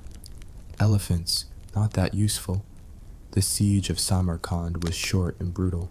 Again, Mongol trickery lured a portion of the defenders out to their doom. Then they used their captive engineers and masses of human shields to assault the walls. The city fell. The artisans, craftsmen, and engineers were spared and enslaved for future use. A quarter of the population was executed immediately. Another quarter was conscripted into the Mongol army to be used as cannon fodder in the next siege. The rest were killed. While his empire crumbled, what of the mighty Shah Muhammad? He was on the run. The man who had commanded 1,000,000 soldiers was now a fugitive in his own kingdom, relentlessly pursued by 20,000 of the finest Mongol cavalry under the command of Subutai and Jebi. This wasn't a chase, it was a hunt. The two generals had one order from the Khan: bring back the Shah, dead or alive. They chased him across Persia, smashing any army that got in their way. The Shah fled from city to city, his terror growing with every mile. Finally, stripped of his army, his wealth, and his dignity, he fled to a tiny, miserable island in the Caspian Sea. There, alone and destitute, the once great Sultan of the world died of pleurisy, a pathetic, ignominious end for a man who had kicked a hornet's nest the size of a planet. With the Shah dead and his empire in ruins, a normal conquering army might have packed up its loot and gone home. The Mongols were not a normal army. For Subutai and Jebi, the death of the Shah was just the end of the first act. Their 20,000-man cavalry force, now thousands of miles from home, embarked on what can only be described as the most audacious and terrifying reconnaissance mission in history. They looped around the southern edge of the Caspian Sea, entered the Caucasus Mountains, and smashed the Christian kingdom of Georgia. Then they burst out onto the steppes of what is now southern Russia, a land roamed by the nomadic Klumen Kipchak tribes. The local Rus's princes, seeing these strange, ferocious horsemen appear from nowhere, formed a coalition to fight them. At the Battle of the Kalka River in 1223, the Mongols deployed their classic feigned retreat. The overconfident Rus's army charged, got lured into a trap, and was utterly annihilated. The Mongols celebrated their victory by holding a feast on top of a wooden platform, under which they had placed the captured Rus's princes to be slowly crushed to death. They weren't just winning battles, they were leaving behind a trail of psychological trauma that would echo for centuries. After this casual demolition of every army they met, Subutai and Jebi's scouting party simply looped back home, having ridden over 5,000 miles in one of the greatest cavalry operations in history. The Khwarezmian campaign was the Mongol masterpiece. It was a holocaust that permanently altered the course of history. Entire regions were depopulated. Great cities were turned into dust. The intricate irrigation canals that had supported agriculture in Persia and Central Asia for millennia were destroyed, turning vast swathes of fertile farmland back into steppe. Some historians estimate that the population of the region did not recover to its pre-Mongol levels until the 19th century. They didn't just conquer a kingdom, they unplugged it from civilization. So, how did they thrive in the frozen steppes? It was all there in this one horrific campaign. They thrived because they were tougher than anyone else, forged in a land that killed the weak. They thrived because they were pragmatic learners, turning enemy technology into their own weapon. They thrived because they were masters of mobility and psychological warfare, understanding that fear travels faster than a horse. They thrived because they were led by a genius who combined the tactical cunning of a hunter with the organizational vision of an emperor. And they thrived because they possessed a unity of purpose, a singular focus on conquest that turned their entire nation into a weapon. And what of the man who started it all? What of Genghis Khan, the scourge of God? His end was as absurdly mundane as his life was epic. In 1227, during his final campaign against the rebellious Western Sia, the man who had conquered a continent and spilled oceans of blood fell off his horse while hunting. He died a few days later, likely from internal injuries. The universal ruler, the man who had faced down empires, was ultimately defeated by gravity in a minor equestrian mishap. His body was returned to Mongolia for a secret burial, and his funeral procession killed every person and animal it met along the way to ensure the location of his tomb would remain a mystery forever. But his death wasn't an end. It was a comma. He had built the engine, and his sons and grandsons were about to put it into overdrive. The Mongol Empire, at the time of his death, was already vast. But the true Mongol explosion, the conquest of Russia, the destruction of the Abbasid Caliphate in Baghdad, the invasion of Europe all the way to the gates of Vienna, was yet to come. The nightmare that began on the frozen steppe was only just beginning to cast its shadow across the entire world. Genghis Khan united his people and gave them the world as a battlefield, but in doing so, was he a nation builder who brought law and order to a chaotic people? Or was he one of history's greatest monsters? Was the Mongol Empire a testament to human endurance or a monument to human brutality? Let me know your verdict in the comments.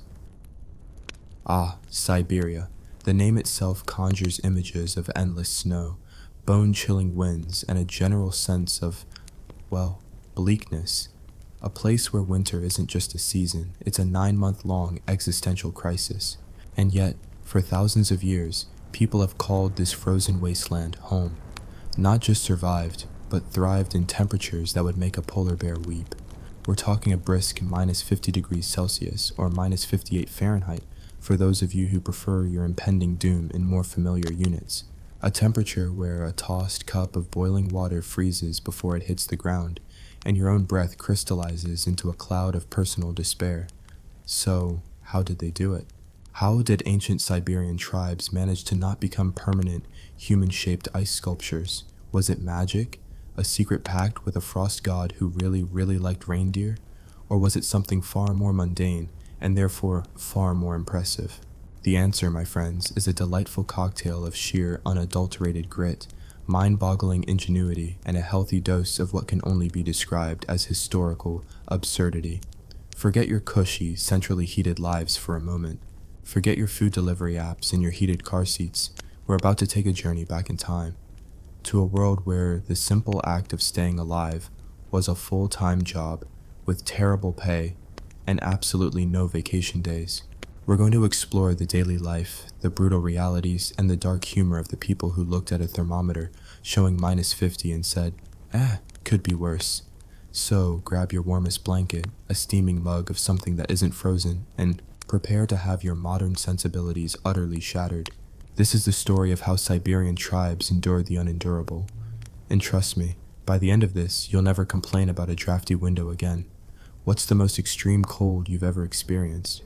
Let me know in the comments below. I'm genuinely curious to see who's had a little taste of the Siberian nightmare. Now, before we dive into the nitty-gritty of survival, let's set the stage. Siberia isn't a monolith.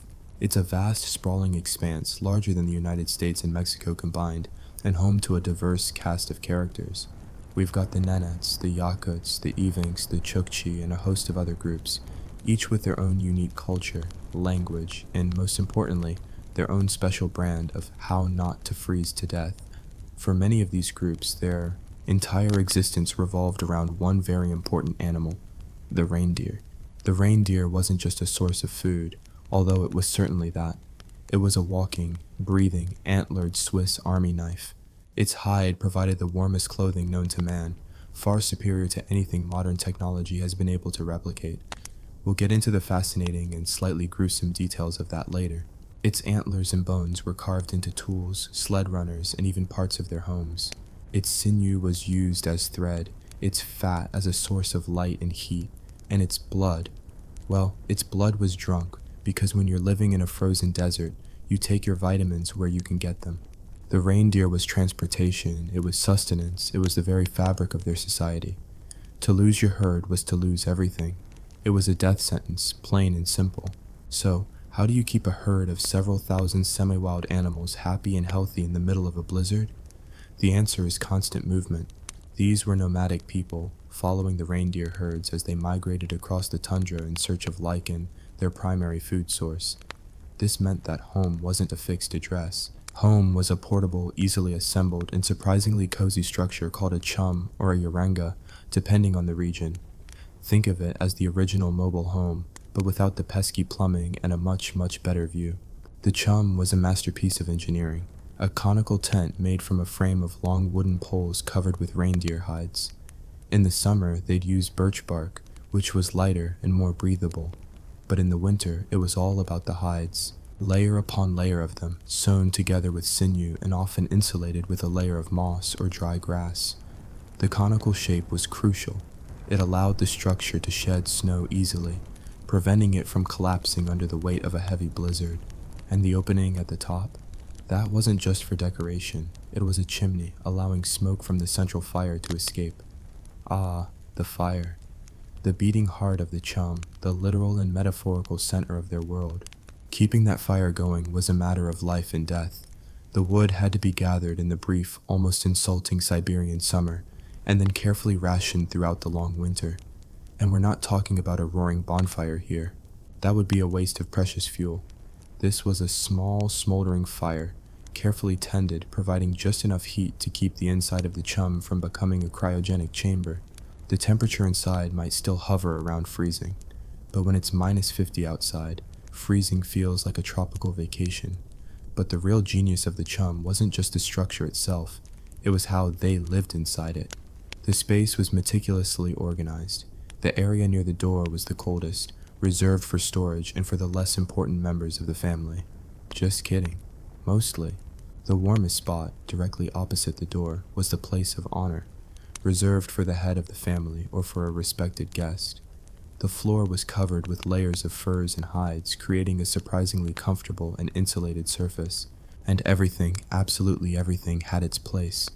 Tools, cooking utensils, clothing, all stored in specific locations. A system born not out of a love for tidiness, but out of grim necessity. In the dark, cramped quarters of a chum, you couldn't afford to waste time searching for a knife when a hungry polar bear is sniffing at your front door, which, by the way, was a very real possibility. Now, let's talk about clothing, because if you're going to step outside in -50-degree weather, you'd better be dressed for the occasion. And the Siberians had this down to a science. Their winter gear was a multi-layered affair, a symphony of fur and leather that was both incredibly warm and surprisingly lightweight. The base layer was often made from the soft, downy fur of a young reindeer, worn with the fur facing inwards. This trapped a layer of air against the skin, providing the first line of defense against the cold. Over that came a second, heavier layer, a coat and trousers made from the thick hide of an adult reindeer, this time with the fur facing outwards. This outer layer acted as a windbreaker and repelled snow. The design of these garments was also incredibly clever. The coats were long, often reaching the knees, with a hood that was trimmed with the fur of a wolverine or a fox. This wasn't just a fashion statement. The long, stiff hairs of the wolverine fur prevented the wearer's breath from freezing and blocking the opening of the hood. A small detail, but a potentially life-saving one. Their boots, called pimi or unti, were also masterpieces of craftsmanship, made from the hide of a reindeer's lower legs where the hair is short and durable. They were sewn together with sinew and often decorated with intricate patterns of colored cloth. Inside, they would be lined with a thick layer of dried grass, which acted as an insulator and also wicked away moisture, because in these temperatures, sweat is your enemy. The moment it freezes, you're on a fast track to frostbite. And let me tell you, frostbite in the middle of the Siberian tundra is not something you can just walk off. Even their mittens were a work of art. Often made from the same double-layered reindeer hide as their coats, they were designed to be both warm and functional. Some even had a slit in the palm, allowing the wearer to slip their hand out to perform a delicate task without having to take the entire mitten off. It's this kind of attention to detail, this deep understanding of their environment, that allowed them to survive. They weren't just living in the cold, they were working with it. They were masters of thermodynamics, even if they'd never heard of the word. But what about food?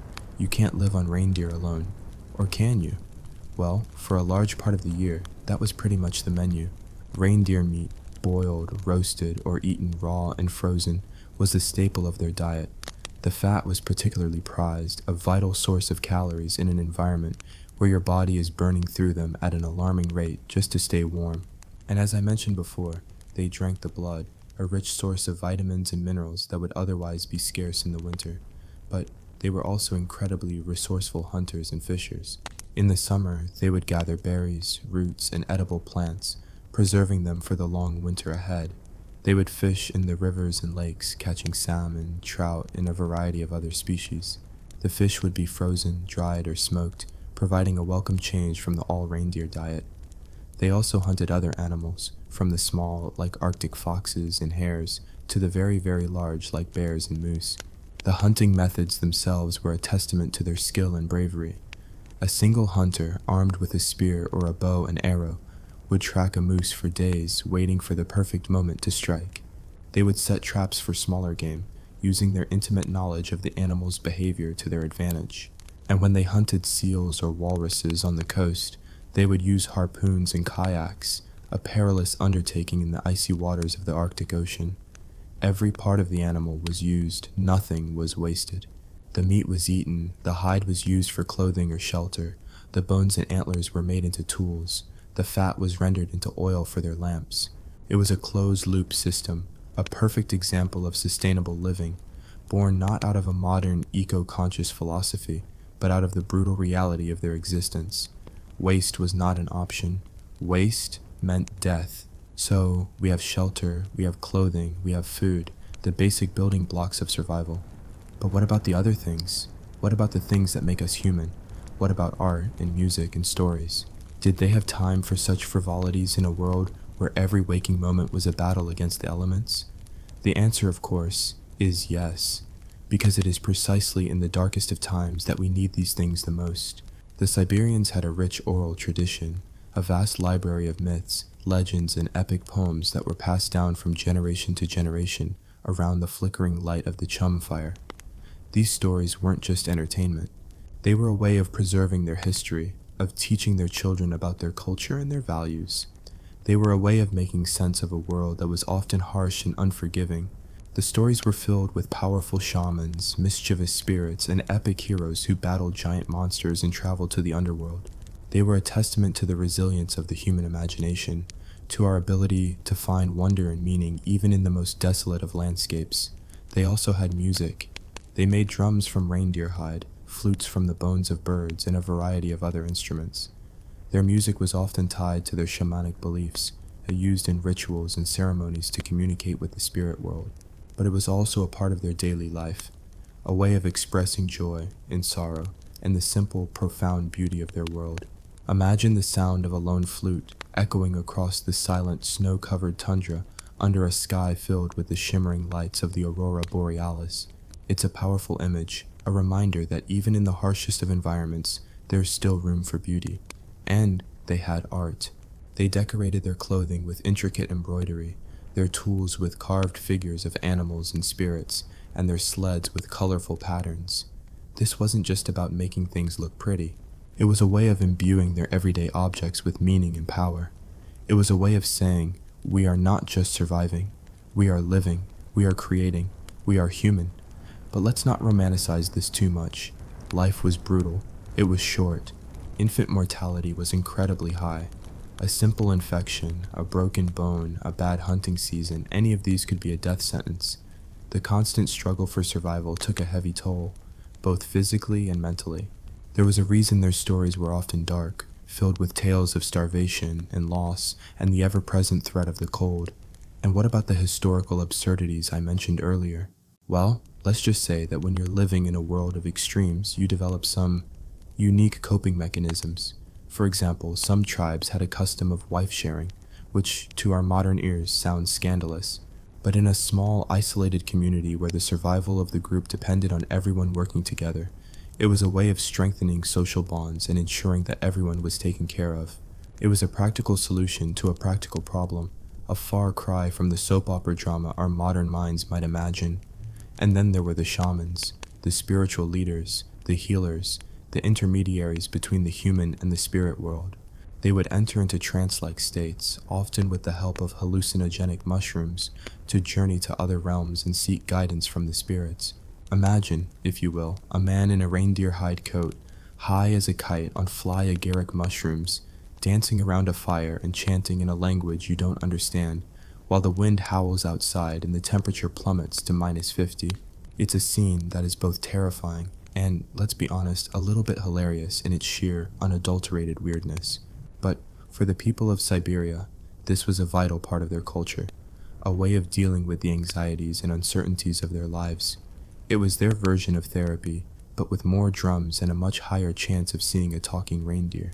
This was a world of stark contrasts, a world of incredible beauty and unimaginable hardship, a world of deep spiritual belief and brutal pragmatic reality.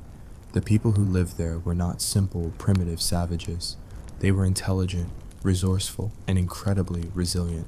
They were the masters of a world that would have killed most of us in a matter of hours, and their story is a testament to the enduring power of the human spirit. So, the next time you're feeling a bit chilly, the next time you complain about the weather, take a moment to remember the people of Siberia.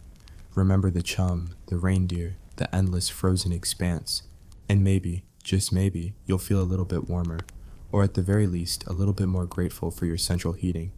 What are some of the most ingenious survival hacks you've ever heard of? Share them in the comments below. Let's create a little survival guide for the modern world.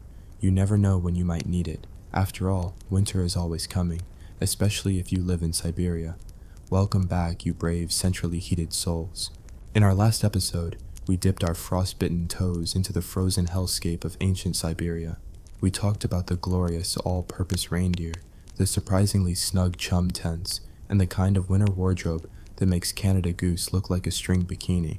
We established that surviving -50 degrees Celsius is less about heroism and more about a stubborn refusal to become a permanent part of the landscape. But we only scratched the surface, a thin layer of ice on a very, very deep and frozen lake of historical misery. Because having a warm coat and a place to sleep is one thing. Actually living in that coat, day in and day out, is another kettle of very strange, probably fermented fish entirely. Today we're going deeper.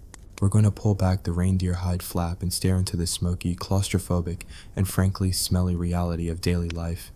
We're going to talk about the things that history books often politely gloss over. The grimy, the gory, and the gastronomically grotesque. This is where the story gets ripe. So if you've just eaten, my apologies. and my congratulations on having food that didn't require a week of back-breaking, stomach-churning labor to prepare.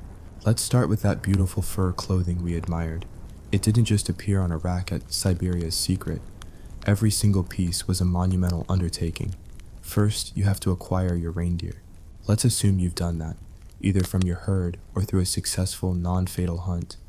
Now the real fun begins. Skinning the animal is the easy part. You're left with a raw, bloody hide. What do? You can't just drape it over yourself. You'll look like a B-movie monster and it'll rot in a week. No, you have to tan it. And without the fancy chemicals of the modern world, Siberians turned to the tools nature gave them. Specifically, the animal's own brain. Yes, you heard that right. Animal brains, particularly from deer and caribou, are rich in lecithin and oils that are perfect for tanning hides. The process involved mashing the brain into a paste, often mixed with a little water or moss, and painstakingly rubbing it into the flesh side of the hide. You had to work it in, stretching and pulling the skin as it dried to keep it from becoming as stiff as a board. It was greasy, messy, and I can only imagine aromatically challenging work. But it was effective. It preserved the hide and made it supple. But for some applications, you needed something even softer. And for that, we turned to another readily available, all-natural chemical processor, the human mouth. For softening tough bits of hide, particularly for making the soles of boots or thick mittens, women would spend hours, days chewing on the leather. Imagine that. Your daily chore isn't doing the dishes, it's gnawing on a piece of raw, brain-tanned leather until your jaw aches and your teeth are worn down to nubs. It's the kind of activity that makes you really appreciate the simple pleasure of not having to masticate your own footwear. And the fun doesn't stop there. What about waterproofing, or getting a particularly stubborn bit of flesh off the hide? For that, another magical substance was employed.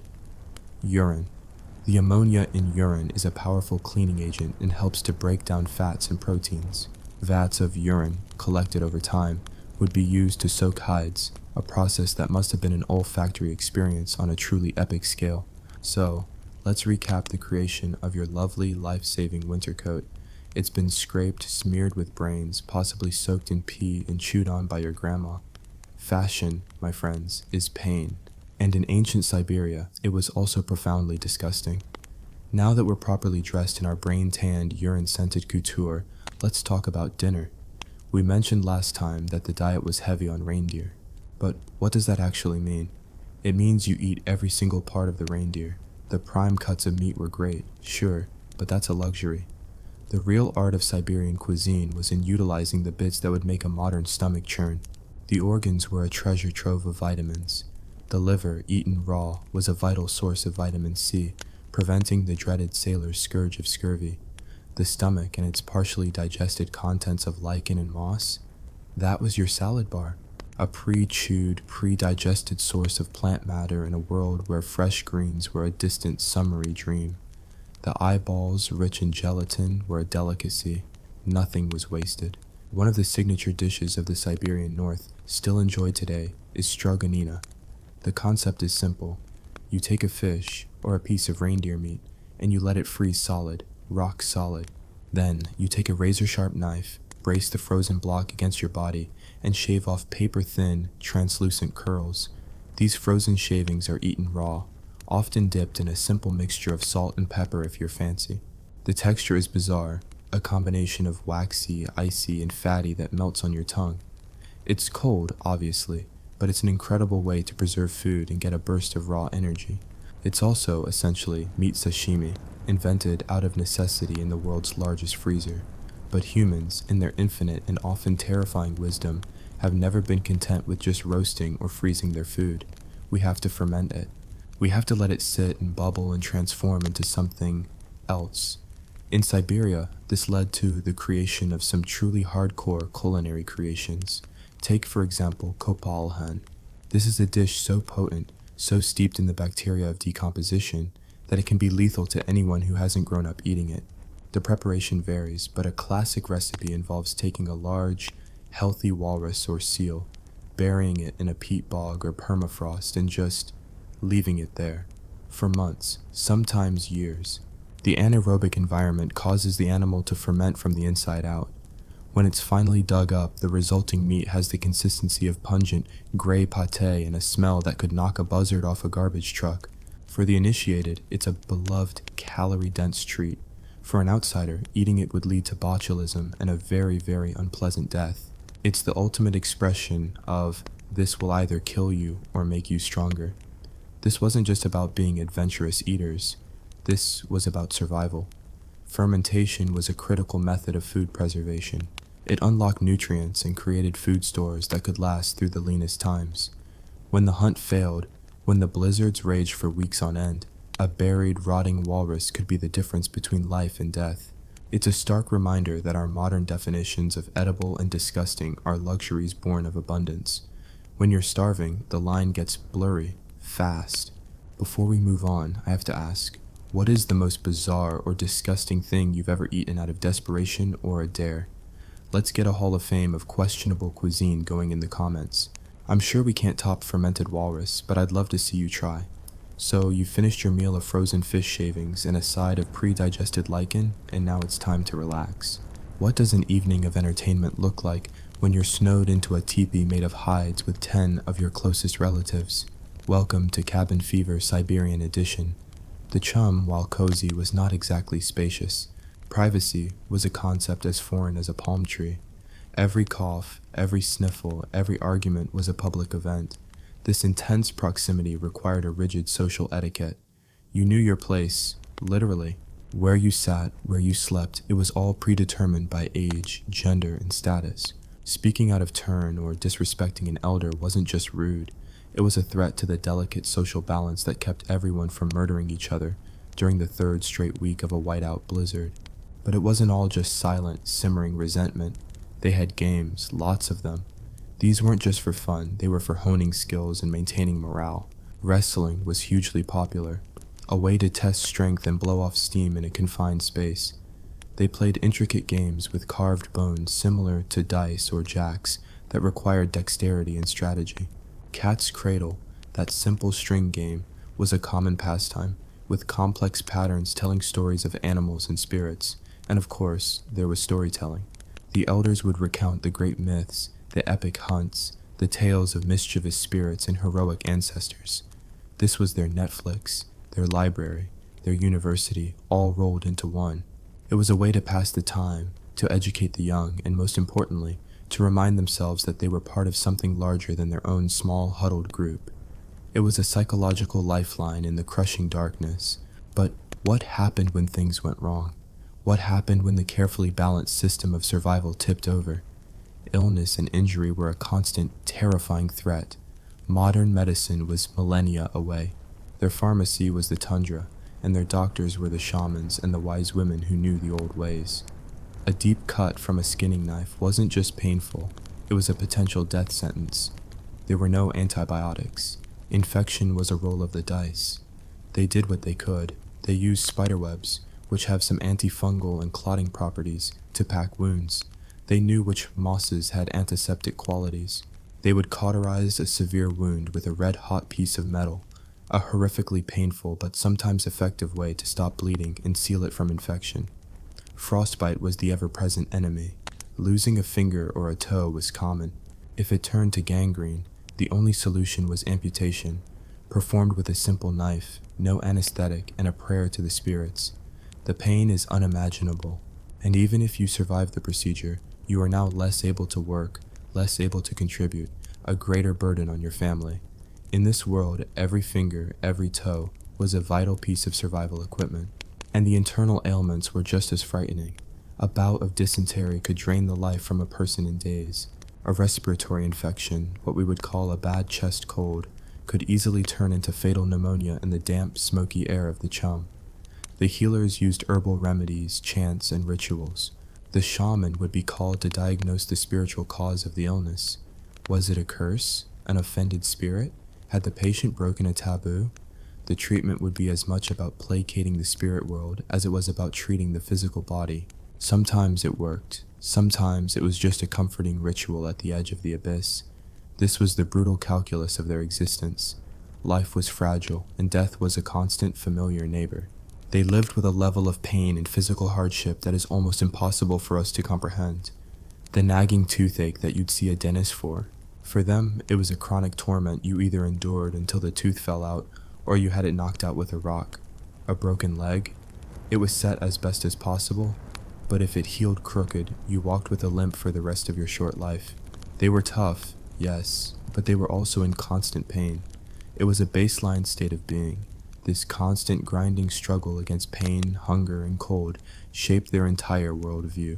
It fostered an incredible sense of community and mutual dependence because you simply could not survive alone.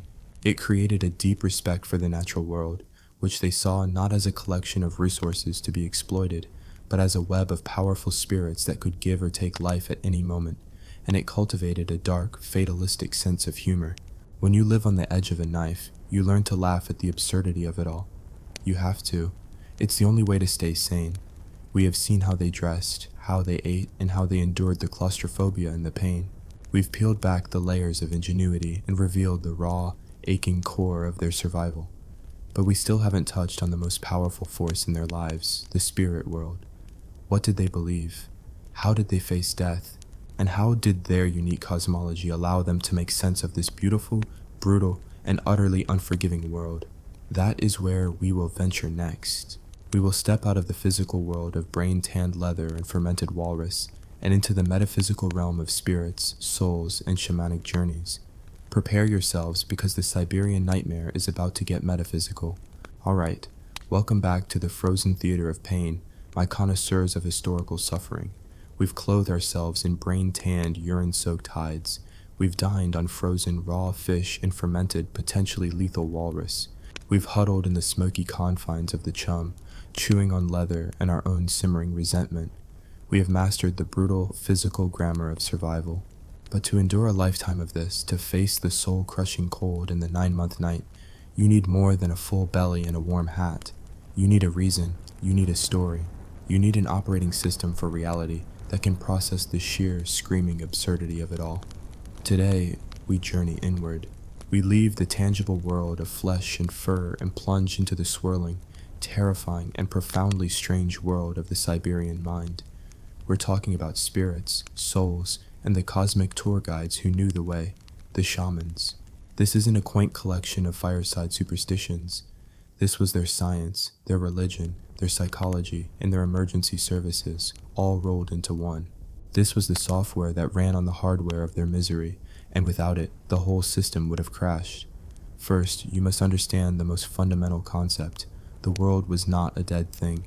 It was not a collection of rocks, trees, and animals. It was a giant, twitching, sentient organism, and every single part of it had a spirit. This is animism. The wind that tried to freeze the marrow in your bones wasn't just a meteorological phenomenon. It was a powerful and probably grumpy spirit. The river that gave you fish wasn't just a body of water. It was a conscious entity you had to respect. The fire in your chum wasn't just a chemical reaction. It was a sacred ancestor, the beating heart of your home. Even the rocks had a life of their own. Think of it as living in a house where every single object is haunted, and you have to stay on good terms with the toaster, the floorboards, and the dust bunnies under the bed, or your life will become a living hell.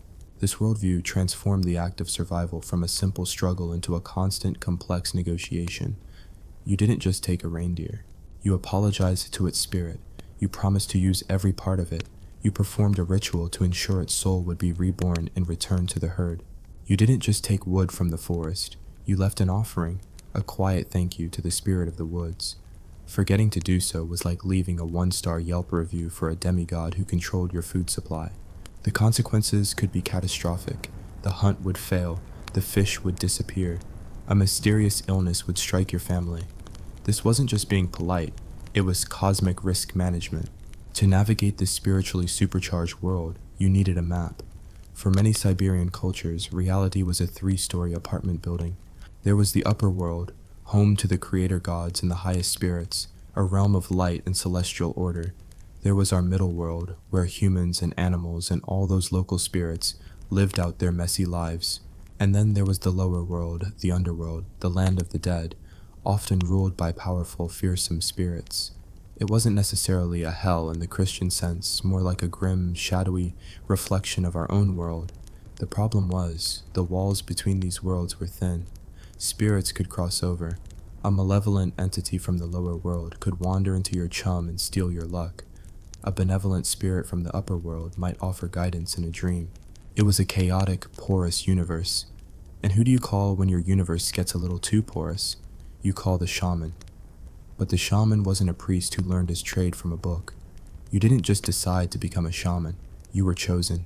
And the selection process was, to put it mildly, unpleasant. It usually began with something called the shamanic sickness. An adolescent or young adult would suddenly be struck by a mysterious, debilitating illness.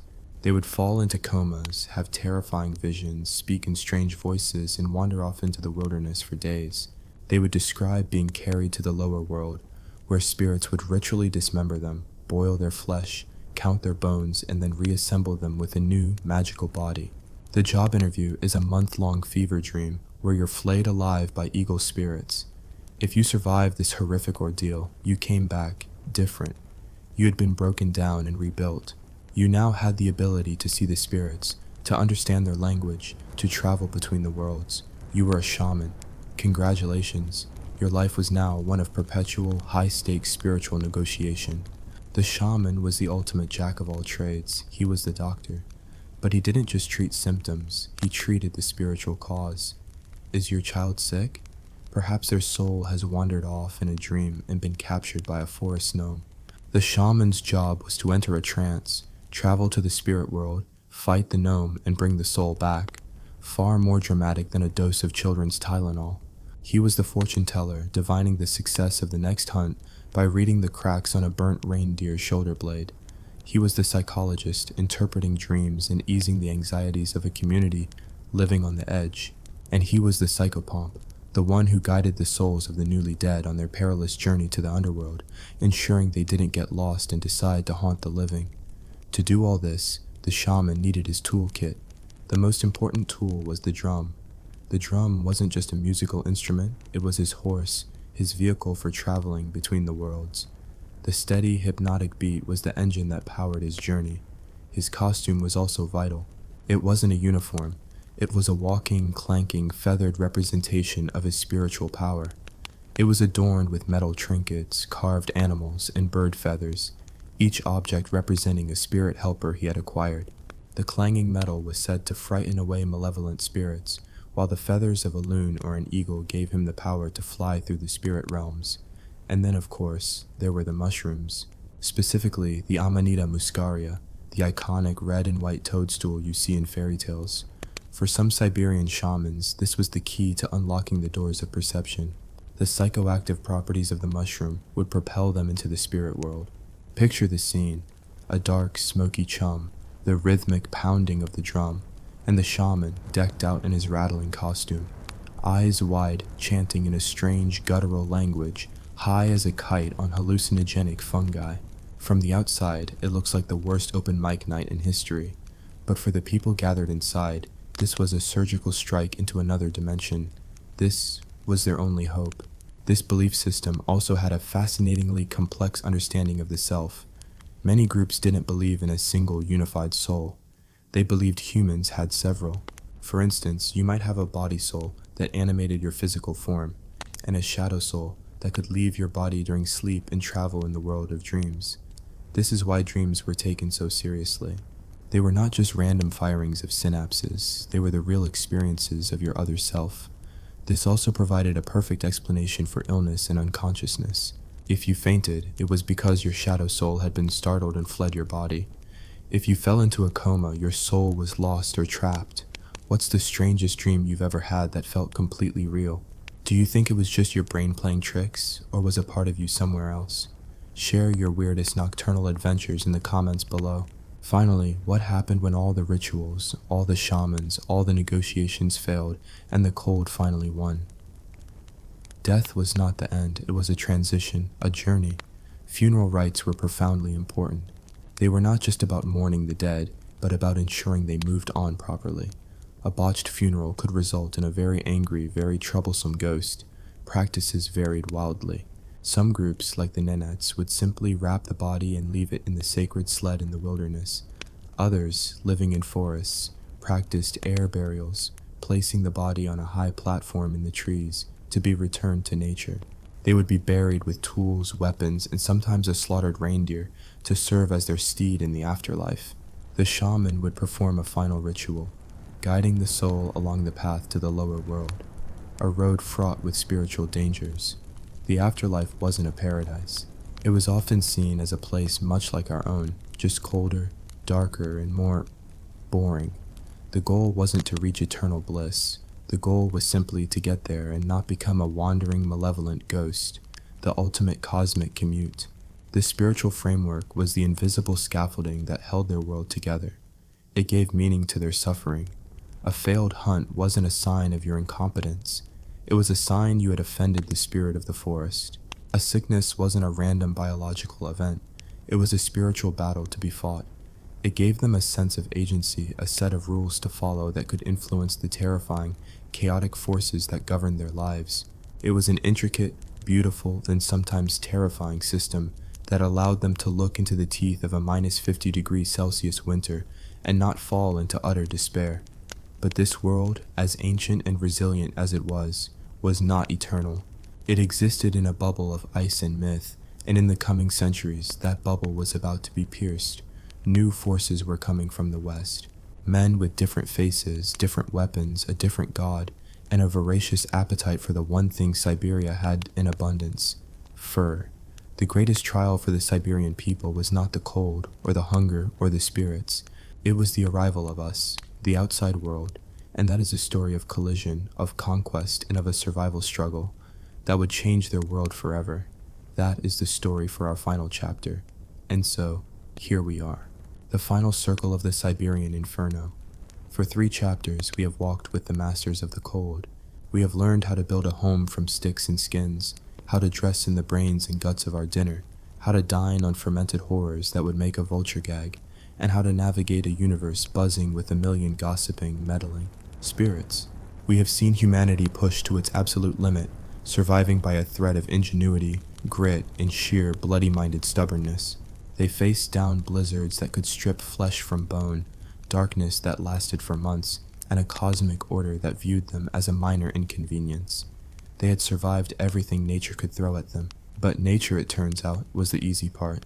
The final boss was about to enter the game, and it was us. For centuries, the peoples of Siberia existed in a state of brutal but stable equilibrium. Their world was vast, their populations were small, and their greatest enemies were hunger and frostbite. But far to the west, in a land of unimaginable warmth and density, a new kind of empire was stirring. Muscovy, the burgeoning Russian state, was expanding, and it was hungry, not for land, not at first, but for something far more luxurious, and, from a Siberian perspective, utterly baffling: fur. Specifically, the dark, silky, obscenely valuable pelt of the sable. They called it soft gold, and for this stuff they were willing to cross a continent. The first waves of this invasion were not vast armies. They were small bands of men, tough as cured leather, called Cossacks. Think of them as a bizarre mix of explorer, soldier, gangster, and freelance tax collector. They were the serrated edge of the Tsar's ambition. To the Siberian tribes, their arrival must have been like a UFO landing. These were men with hair on their faces who wore strange metal clothing and carried fire sticks that made a sound like thunder and could kill a reindeer from a distance that was frankly just cheating. They didn't follow the herds, they didn't seem to understand the spirits, and they were obsessed with a lunatic single-mindedness, with acquiring piles and piles of dead animal skins. The initial encounters were a masterclass in historical absurdity. Imagine a Cossack trying to explain his mission to a Nenets herder.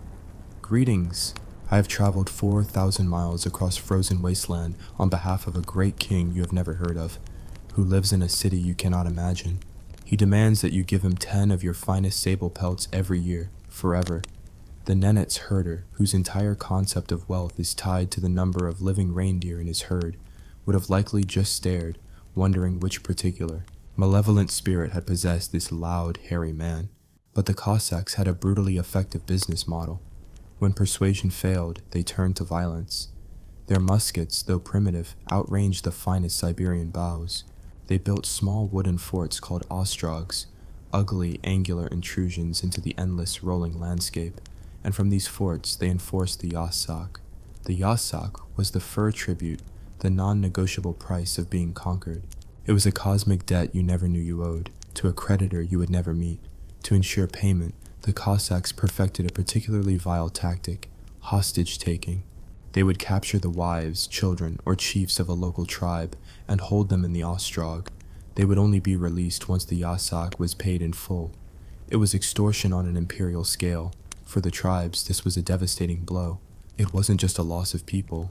It was a profound violation of the social and spiritual order. It turned the hunt, once a sacred act of negotiation with the animal spirits, into a desperate, frantic scramble to meet a quota set by violent, incomprehensible outsiders. The spirits were not pleased. And then came the unseen killers, the most effective conquerors of all. The Russians brought with them not just guns and a lust for fur, but a host of diseases for which the Siberian peoples had no immunity. Smallpox, measles, influenza. To these isolated gene pools, it was like the apocalypse arriving in a sneeze. Entire villages were wiped out. The population of the Yakuts, one of the largest Siberian groups, is estimated to have fallen by over 70%. This was a horror on an unimaginable scale, and from their perspective, it was a spiritual catastrophe. The shamans, the spiritual surgeons who could journey to the underworld and wrestle souls back from the spirits of the forest, were powerless against this new threat. Their rituals, their chants, their sacred drums, none of it worked. The poxmarks were a physical sign that their entire cosmology had been broken. The invaders' spirits, or perhaps their single, all-powerful god, were stronger. The psychological devastation of this realization cannot be overstated. It was as if the laws of physics had suddenly been repealed. Close on the heels of the fur traders and the diseases came the missionaries, men in black robes, carrying crosses and books, determined to save the souls of the heathens by replacing their rich, complex universe of 1,000,000 spirits with a single, jealous, and decidedly male god. They saw the shamans' rituals as devil worship, the sacred idols as abominations. They preached of sin and salvation, concepts that were utterly alien to a people whose morality was based on a system of mutual respect with the natural world. How do you explain the concept of original sin to a man whose greatest transgression is forgetting to leave an offering for the river spirit? The collision was a tragic comedy of misunderstanding. The missionaries would offer baptism, and some tribes would accept, not because they understood or believed in the theology, but because they thought it was a powerful new ritual that might protect them from the new diseases. Some shamans even incorporated Jesus or the Virgin Mary into their existing pantheon of spirits, treating them as new, potentially useful foreign deities they could call upon. This, of course, horrified the Orthodox priests. It was a spiritual conquest, and it was just as brutal and uncompromising as the military one. And finally, the Russians brought one last potent weapon, alcohol, vodka, full of firewater. For societies with no cultural history of distilled spirits, the effect was catastrophic. Traders quickly realized that a bottle of cheap vodka could get them more furs than a gun. They used it to create dependency, to cheat, to shatter communities from the inside out. It became another disease, a sickness of the spirit that eroded the social fabric and left people vulnerable to exploitation. Now, don't for a second think the Siberian peoples were passive victims. They were not. They fought back, often with incredible ferocity and skill. There were numerous uprisings. The Yakuts, the Koryaks, the Evenks all rose up against the invaders. The most famous example of resistance comes from the Chukchi, the tough-as-nails reindeer herders and sea mammal hunters of the far northeast. They were so effective at guerrilla warfare, using the brutal terrain to their advantage, that they essentially fought the Russian Empire to a standstill. For over a century, Russia couldn't conquer them. They were eventually brought into the empire through trade and diplomacy, not force of arms. They earned a reputation as the most fearsome warriors in Siberia, the one group the Cossacks learned to leave alone. But for most, resistance was ultimately futile. You cannot stop a virus with a spear. You cannot fight a continental empire with a dozen hunters. The old world was cracking, melting away like the spring ice. The arrival of the Russians, with their forts, their taxes, their diseases, their god, and their vodka, was an extinction-level event for the Siberian way of life. The story doesn't end there, of course. The Tsarist era gave way to the Soviet Union, which brought a new, even more systematic assault on their culture. The Soviets forced collectivization, seizing the reindeer herds that were the basis of their economy and identity. They outlawed shamanism, executing or imprisoning the shamans as enemies of the state. They forced children into boarding schools where they were forbidden to speak their native languages. It was a policy of forced assimilation, an attempt to erase thousands of years of culture and turn everyone into a good Soviet citizen. And yet, after all of it, the Ice Age, the Eternal Winter, the spirits, the Cossacks, the plagues, the priests, the commissars, they are still here. Their numbers are small, their languages are endangered, and their way of life is a precarious balancing act between the old ways and the demands of the 21st century. The young people now have smartphones and listen to TikTok sea shanties in their chums. The shaman's ritual might be performed for tourists as often as for the spirits. The struggle for survival has not ended, it has just changed its form. The enemy is no longer the blizzard, but indifference. The threat is not starvation, but cultural assimilation. The story of the Siberian tribes is a testament to the absolute, bull-headed resilience of the human spirit.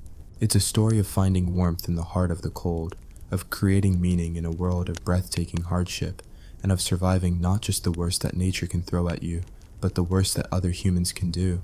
They have endured. And in their story, we can see a reflection of our own struggles, a reminder that survival is about so much more than just staying alive. It's about holding on to who you are, even when the world is doing its damnedest to freeze you out. So, what do you think? After everything you've heard, what is the single most incredible aspect of their survival to you? The physical endurance, the mental fortitude, the spiritual resilience, or the fact that they've managed to hang on into the modern age? Let me know in the comments. Let's give one final thought to the people who looked at minus 50 degrees Celsius winters and made it their home. They promised adventure, the map promised conquest, the ship promised nothing but polite indifference. For the first 10 seconds, picture a handsome wooden cathedral of a ship named Endurance, cutting a cold smile through an ocean that was later going to chew it into confetti. Now, imagine the crew realizing their great plan had the practical shortcomings of a Victorian mustache in a blizzard. That's where we begin, with dignity, hubris, and the faint smell of damp wool. Sir Ernest Shackleton had the sort of face that made people follow him into things they would not otherwise have done. Long hours, bad food, questionable decisions, and the occasional attempt at heroism. He gathered together a peculiar cast of men who thought themselves explorers, sailors, scientists, a few poets of the practical sort, and loaded them into Endurance with the noble intention of walking across a continent of ice. It was an expedition fit for posters and telegrams. It was not, we will soon learn, fit for survival manuals. The first weeks were almost exactly as advertised. Sea, wind, routine tasks performed with that stiff upper lip precision that makes danger look tidy on the surface. Men joked. They measured things. They wrote letters home that made everything sound like a glorious picnic. But the Weddell Sea has patience. It does not bite in a hurry. It sets a trap that looks at first like a scenic delay. Ice field, fog, that slow, insidious press of white that feels like someone is tightening a corset around the world. When Endurance first felt the squeeze of the ice, it was still possible to imagine escape. The hull creaked, but kept its promises. The men cracked jokes about frozen suppers. They cordially debated the best way to melt snow into water, a topic that 3 hours earlier would have seemed quaint and now held the sober gravity of philosophy. Complacency is a luxury often worn by the confident. Survival strips you to your underwear and demands improvisation. The absurdity of the situation arrived gradually, with the steady offbeat rhythm of a metronome that had just been set to disaster. Ice floes that once floated politely became shrapnel-sized drifts that nudged and then embraced the Endurance like a lover who doesn't understand boundaries. The ship groaned. Men went quiet. Shackleton, who had a flair for optimism, read the ice with the patience of a man who had promised himself he'd keep the crew alive even if it required swallowing his pride in his boots. Then the ice stopped being patient. It tightened. The hull, so proud in its varnish and brass, began to behave like a trapped animal. Complaints, little cracks, polite pops, became a language the crew learned to read with rising dread. The ship listed in a way that wasn't theatrical but deeply accusatory. On the day the Endurance surrendered, the men watched the water take what they had planned to cross the world with. The vessel that had been a stage for their pompous courage was reduced to a melancholy wooden carcass on a white field. The first lesson was unglamorous. Geography is unforgiving. What followed could have been written by someone who had read every handbook on how not to manage a disaster. But luck, as it turns out, reads the same books and sometimes bluffs. The sea, which had trapped them, now offered a kind of weird mercy. The ice held. The ship, crushed and surrendered, became a platform. The men camped on the ice as their wooden cathedral slowly went to the bottom, a funeral without music. Camp life on the drift was a theater of absurdity. Imagine officers in fur hats arguing about scientific readings while their boots slowly filled with fine, cold water. Imagine ration cards, those grim little slips of numerical life, being traded like currency in a market where the goods were warmth and the price was patience. The men set up tents on the ice and treated the bleak plain like a temporary hotel that would, in the most optimistic brochures, last until breakfast. But breakfast grew thin. The sun, unreliable and vain, became an occasional star that lectured them on the insignificance of human intention. There was an inventory of small humiliations: snow into boots, the slow erosion of time into sickness, the waste of canned food that refused to cooperate with hands that had turned awkward and clumsy from the cold. Clothing, meant to be protective, became a series of layers that trapped not just heat, but also the realization that this was not an expedition. It was a prolonged argument with the planet. Shackleton had leadership that didn't sound like leadership. He did not yell so much as he applied a principle of relentless, quotidian decency. He ordered routines, maintained morale, and harvested loyalty with an economy of optimism. But morale is a brittle material at low temperatures. It fractures into resentments and small jealousies. Who gets the better blanket? Who has the better singing voice for the occasional tragic sea shanty? Who still has some tobacco? The men kept up their bravado by cultivating routines, mess duty, watch rotations, the rituals of makeshift normalcy. The absurdity deepened into tragedy with a slow, almost polite inevitability.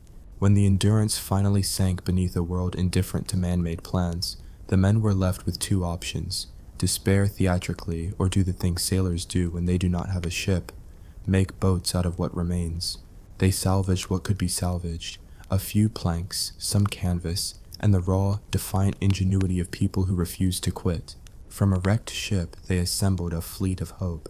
Small, seaworthy boats that smelled suspiciously of exhaustion and varnish. It was the sort of scene that inspires movie montages, men working with the vigor of those who have decided to outrun fate. The marches to Elephant Island was a chapter in which the planet and human stubbornness engaged in a drawn-out debate. The men hauled the boats over ice, through slush, across distances that made their muscles ache in new, eloquent ways. They navigated by the stolid, old-fashioned skill of a man named Frank Worsley, whose navigation turned out to be less an art and more a salvation. He had the uncanny ability to read the sky and angle a course that told the crew, wordlessly, that they were not entirely abandoned by the universe. Elephant Island was not a promised land. It was a ragged slab of rock protruding from an indifferent sea, with all the hospitality of a tooth, but it afforded the men two things they desperately needed: relative shelter and a geographic place to be miserable together, which is crucial when misfortune wants to be social. They set up camp among the pebbles, a campground of despair with tinned food and damp tents, and pondered the next movement in a plan that had no practical template in any of their books. This is where the plot, which had been a slow, bitter stew, became an intensely purposeful sprint of insane courage. Shackleton decided, with the kind of clarity that is half wisdom and half madness, to take a tiny lifeboat, the James Caird, and sail for help. The destination, South Georgia, where whaling stations, equipped with hot showers and possibly genteel cruelty, promised rescue.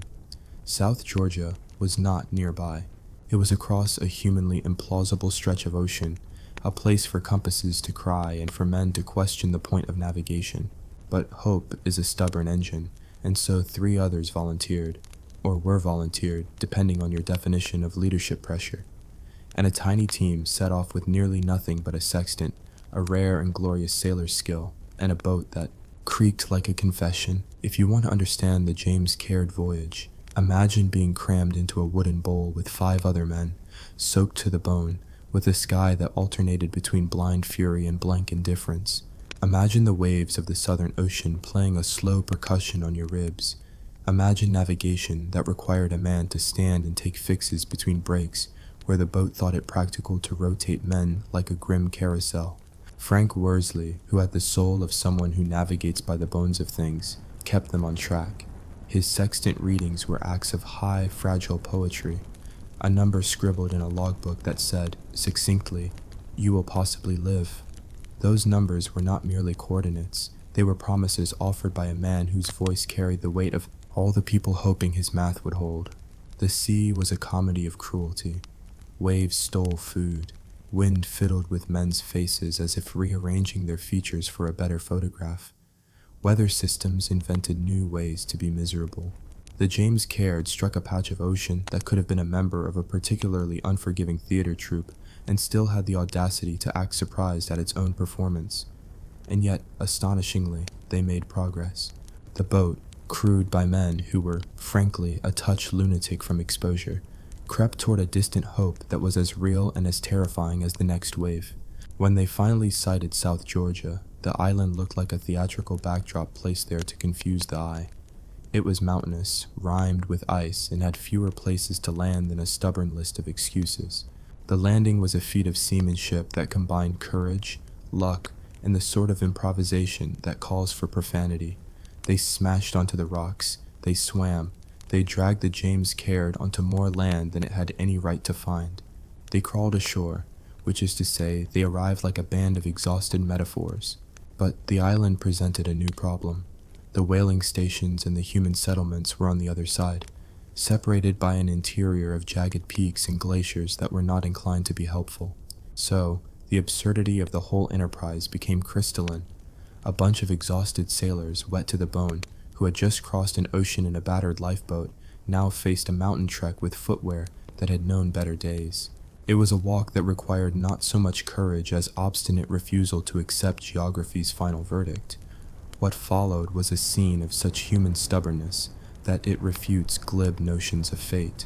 Shackleton, Worsley, and a couple of others set off over ice and rock, guided by little more than the principle that one should not die without making the terrain pay for its rudeness.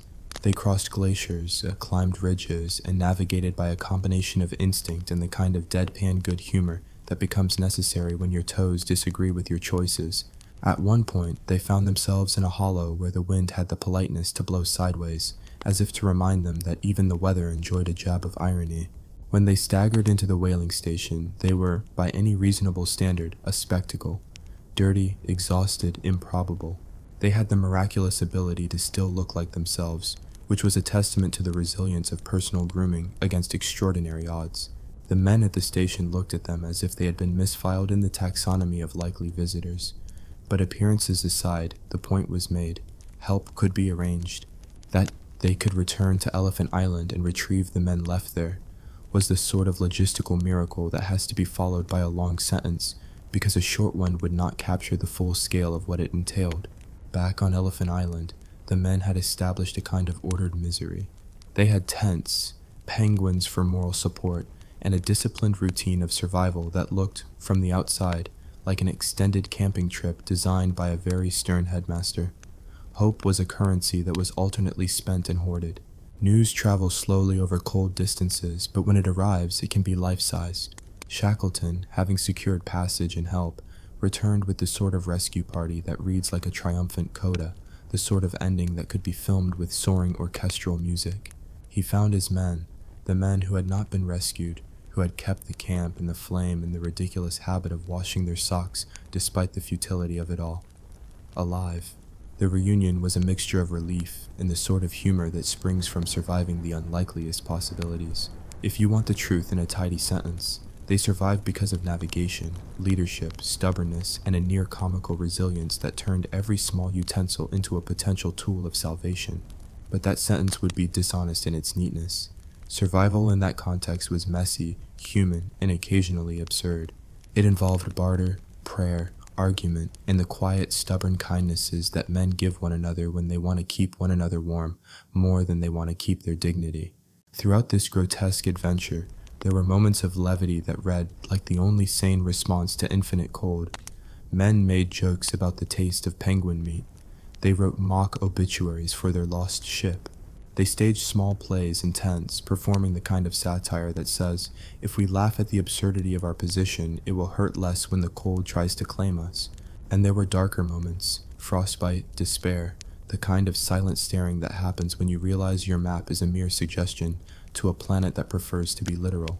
This is where I want to ask you, because I am greedy for your opinion, and for the delicious social proof in the comments. What would you have done when the ship sank? Would you have laughed, cried, or attempted to roast the captain for selecting a route that flirted with doom? Drop a line in the comments. Promise me a sinuous confession, a cynical quip, or a moral judgment. Engagement is a modern lifeline as sticky as whale oil, and I want to read your choices like a navigator reads a sextant. The journey of Endurance's men was not a tidy checklist of heroic acts. It was a collage of decisions, mostly small, occasionally enormous, and always human. Shackleton's leadership was an exercise in relentless pragmatism and theatrical moral cheerleading. He took responsibility for the survival of his crew, as if it were both a duty and a stubborn refusal to allow the world to have the final laugh. He made choices that were sometimes messy and sometimes brilliant. He listened, he sent scouts, he redistributed blankets like a man administering scarce righteousness. And yet, for all the glory, the whole affair has the faint whiff of absurdity that only history can appreciate with the full cruelty of hindsight. A ship sinks, men camp on a frozen stage, a lifeboat becomes an odyssey. A mountain walk leads to a whaling station with hot showers and practical bureaucrats who are neither moved nor impressed. It's the kind of story where heroism and farce keep holding hands through the whole narrative, refusing to let go. As the men huddled and planned and occasionally pretended to be blasé about their fate, something remarkable happened. They formed a community of survival that had rules of its own. These rules were simple. Keep moving, share the blankets, laugh at the right moments. Do not let despair set up residence in the easy chair of your mind. The rules were less about logistics and more about culture, which is the thing people underestimate when describing survival. A culture of endurance is not built solely on supplies. It is built on rituals, on the small acts of courtesy that say, I will keep you alive because I can imagine a life where you keep me alive in return. When the final leg of the retrieval came, when Shackleton returned with vessels and forged through ice that had previously been their jailer, the rescue had the theatrical perfection of a well-timed punchline. Men were pulled, not in neat ranks, but in clumsy embraces. They were tended, fed, photographed, and made to feel like heroes in newspapers that loved the smell of bravery. But between the breathless headlines and the commendations, there was the more important truth. Survival had been a collective work of art, a ridiculous patchwork stitched together with equal parts courage and petty practicality. We like to tidy this story into neat morals. Leadership matters, navigation saves lives, hope is useful as a tool. These points are true, but they are insufficient. The real lesson is more human and less glamorous. It is that survival is also about being ridiculous together, about managing small indignities with grace, about making each other laugh until the cough becomes a good omen, about cooking penguin and sharing it with a man who might have once been a stranger. So we leave this first act not at the triumphant end, but at a breath held between scenes. The moment just after the lifeboat lands and just before the mountain climb begins. The pause where humanity stares at its reflection in a sheet of ice and, decides it will not be defined by that reflection. The absurdity deepens, the stakes sharpen, and the men prepare for the next part of the story. The crossing of a harsh island that will test them in unfamiliar ways while the world watches, entranced by the notion that men can be both ludicrous and noble at the same time. If you're still with me, and if you laughed, winced, or scolded the choices of men who lived a century ago, write that reaction below. Tell me whether you'd have kept a stiff upper lip or traded it for extra socks. Comment your vote, humor or stoic endurance. And brace yourself, because in the next chapter the mountain will demand more than grit. It will demand a peculiar kind of absurd, stubborn humor that has teeth. If you thought the ocean had finished its performance, congratulations. You have not yet met a mountain with a grudge. Picture the next 10 seconds. 3 bedraggled men, a leaking lifeboat hauled up on a pebble-strewn shore, and a mountain range that looks as if it was arranged by a committee of spiteful geologists. That's your hook. Now, hold on to your socks, preferably ones that haven't been traded away for a tin of bully beef.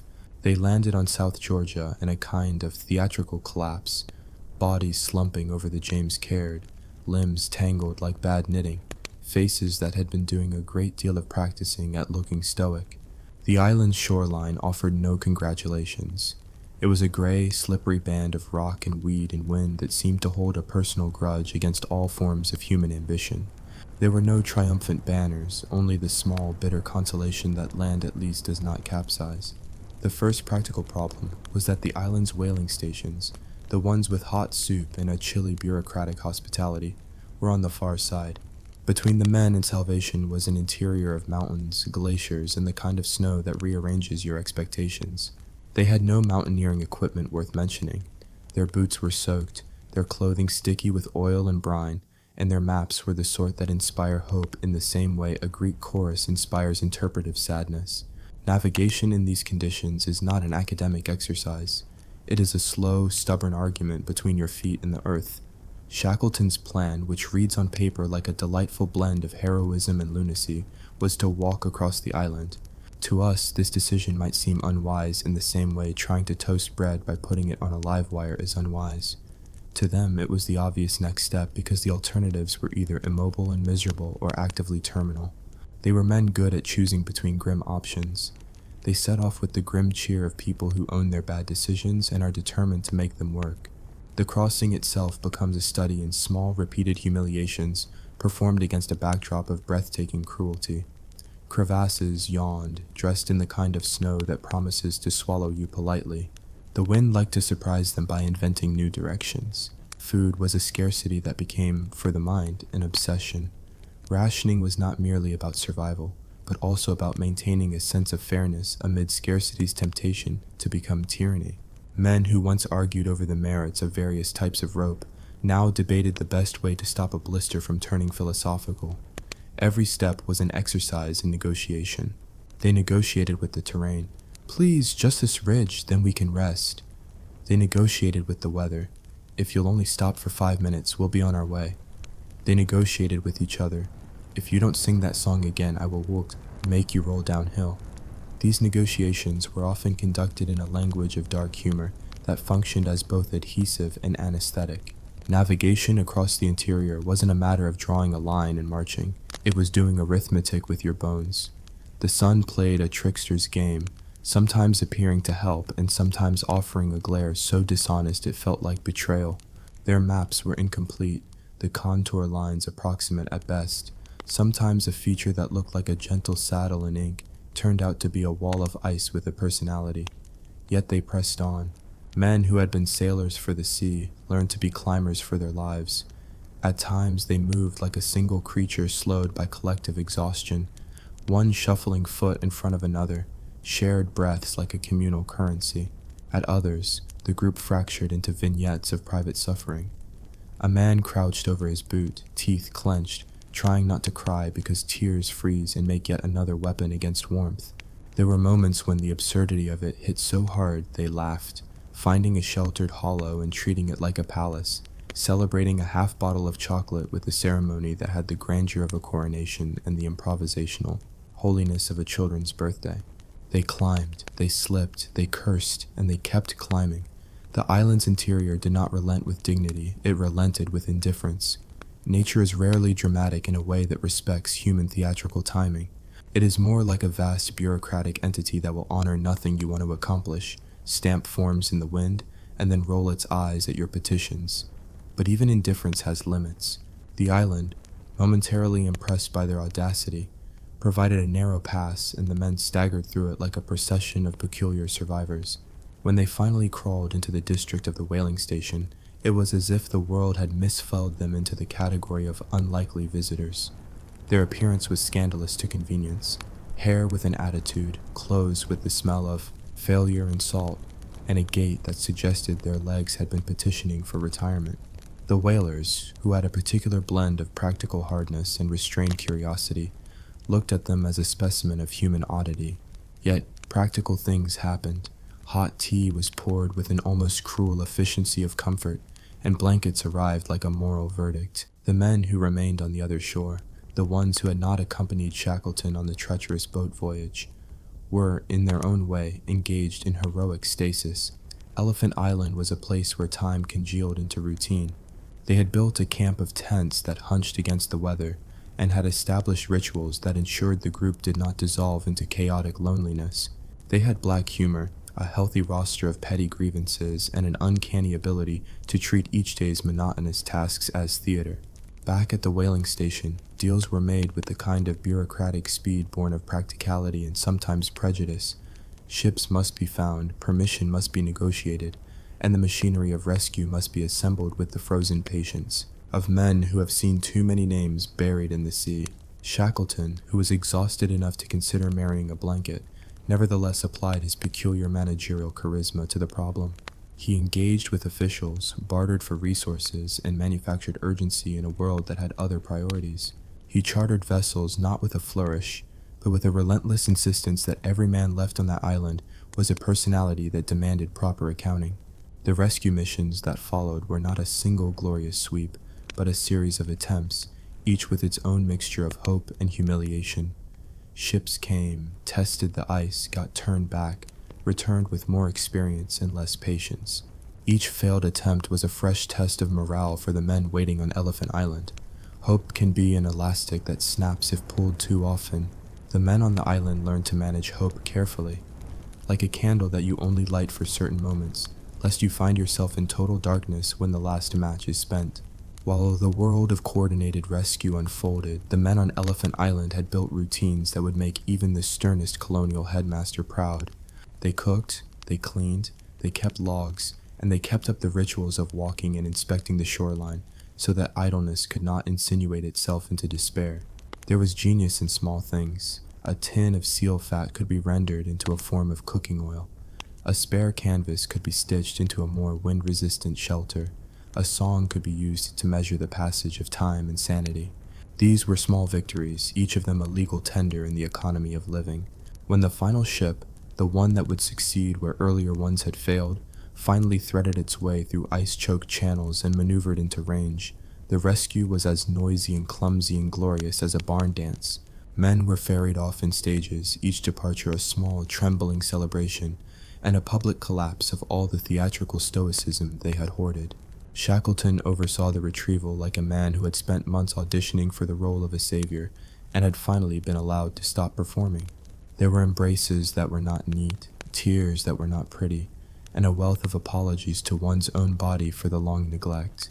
When every man who had been left on Elephant Island was finally aboard and steaming toward the perceived comforts of civilization, there was a sense of unreality, as if they had escaped some form of cosmic practical joke and were now returning to a theater that had forgotten its lines. Newspapers would write heroic headlines, governments would issue medals, and public receptions would oscillate between sincere gratitude and a sentimental hunger for tidy narratives. The men themselves, however, had been remade in the quieter ways that official honors cannot touch. Their humor had an edgier survival instinct. Their jokes now tasted faintly of frostbite. They had acquired an intimacy with each other, with the mechanics of suffering, with the small rules that keep groups alive, that is not easily explained to those who have not been worn down to the bone. There were arguments in the aftermath, of course. Human beings are imperfect survivors, and perfection is a trait that does not particularly help when you're trying to ration tea. There were disputes over who deserved credit, who had been brave for the right reasons, who had been pragmatic versus dramatic. But the most important conversations were quieter, about the things they had seen, about the small rituals that had saved their lives. The sharing of a cigarette, the last ration of chocolate split into 17 small acts of communal grace, the person who held another's boot while they mended a stitch by candlelight. These were the details that later became legends in the way only private dangers can be. Post-rescue life is never as simple as applause.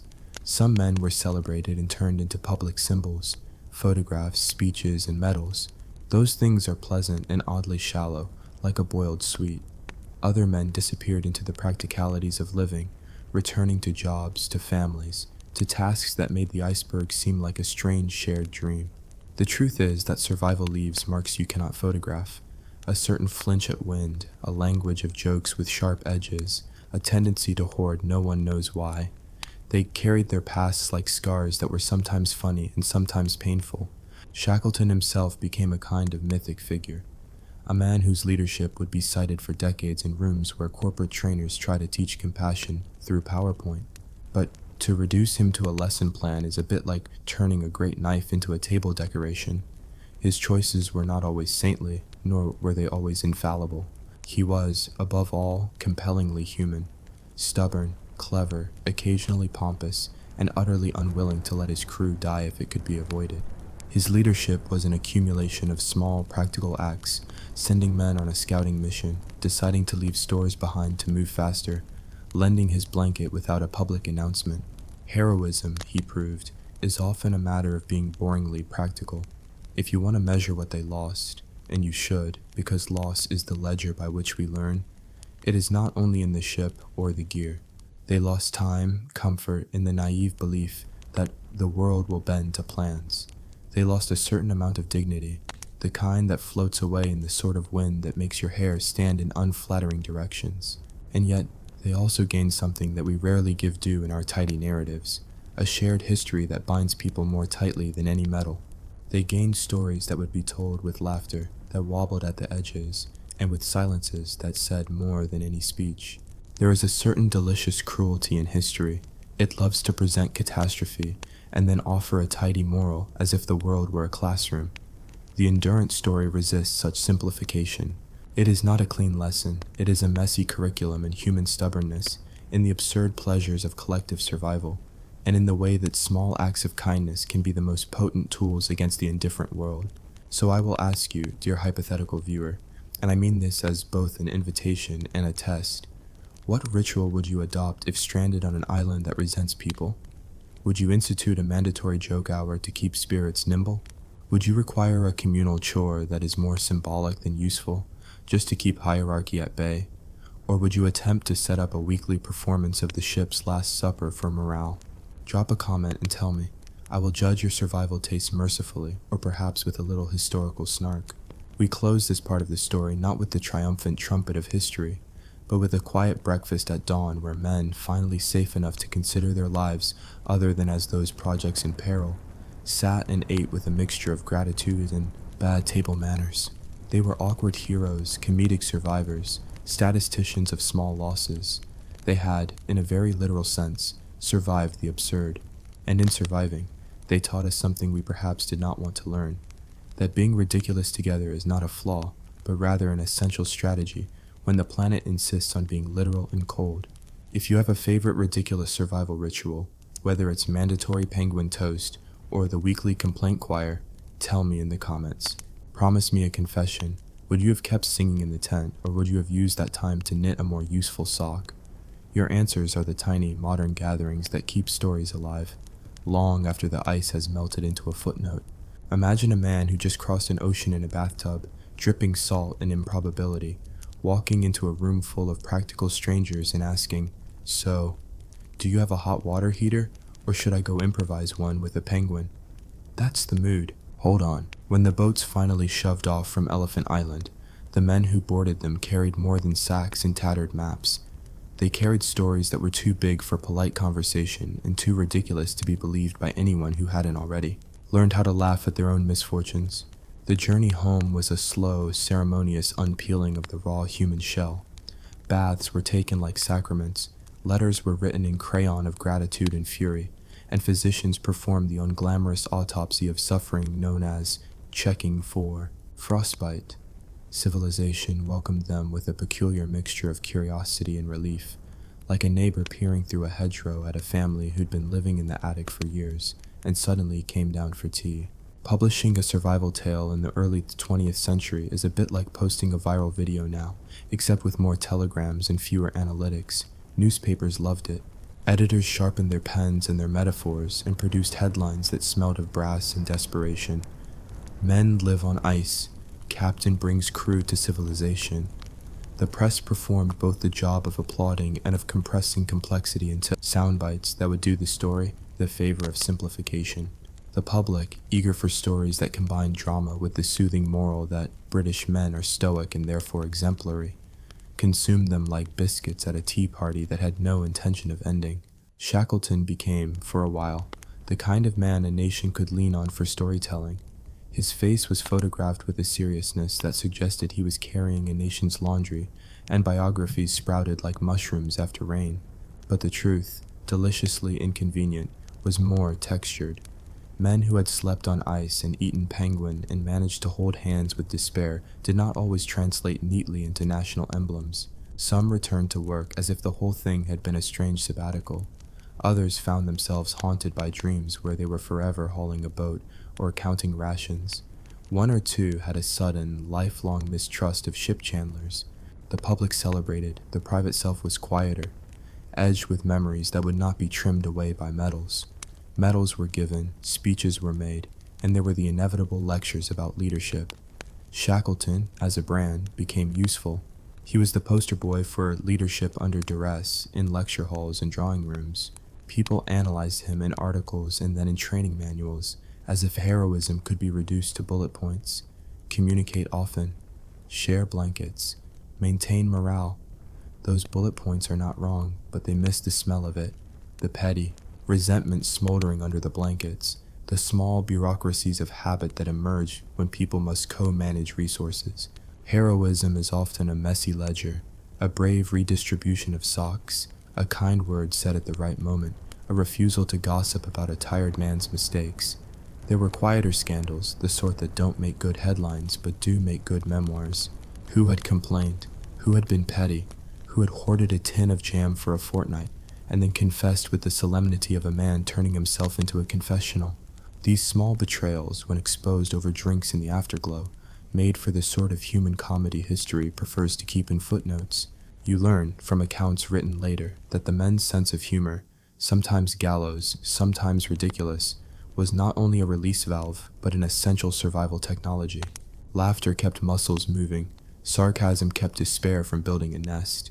Physical recovery is linear in the mind of a pamphleteer, and not linear at all in the raw geometry of flesh. Hands that had become instruments of survival took time to become delicate again. The men's feet took to walking with the caveat of new aches. Sleep resumed, but dreams were richer and cold, and they had childhoods in them that returned as urgent and strangely large.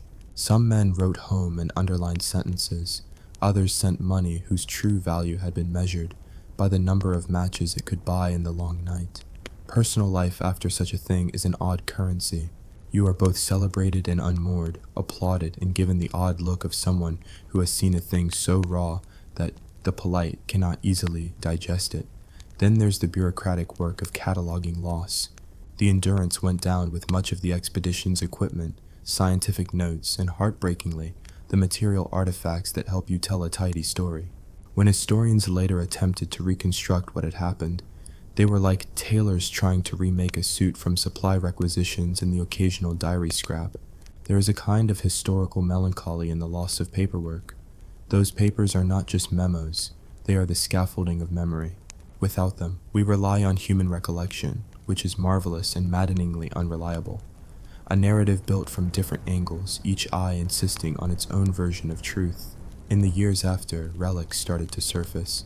Journals preserved by stubborn men in pockets, a compass that had become a totem, letters home that were folded with care. Those items were loved and mistrusted in equal measures.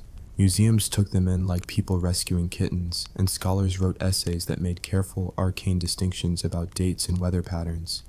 The story acquired a tidy, museum-friendly patina. Strewn in display cases, items became monuments and the men became archetypes: the navigator, the leader, the faithful cook. Museum labels love clarity. Real life prefers nuance. The mythology of the expedition grew as people told and retold the tale.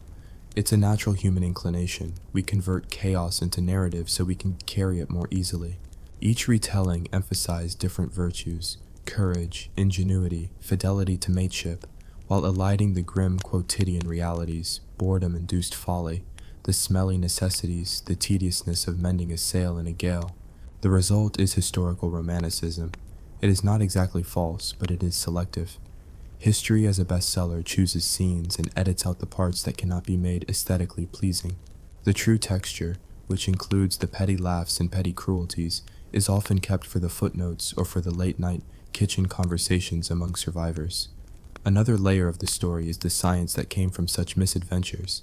Men who had gone to the ice for glory also returned with notes about wind patterns, animal behavior, and sea currents. Science likes misfits who bring back inconvenient datasets.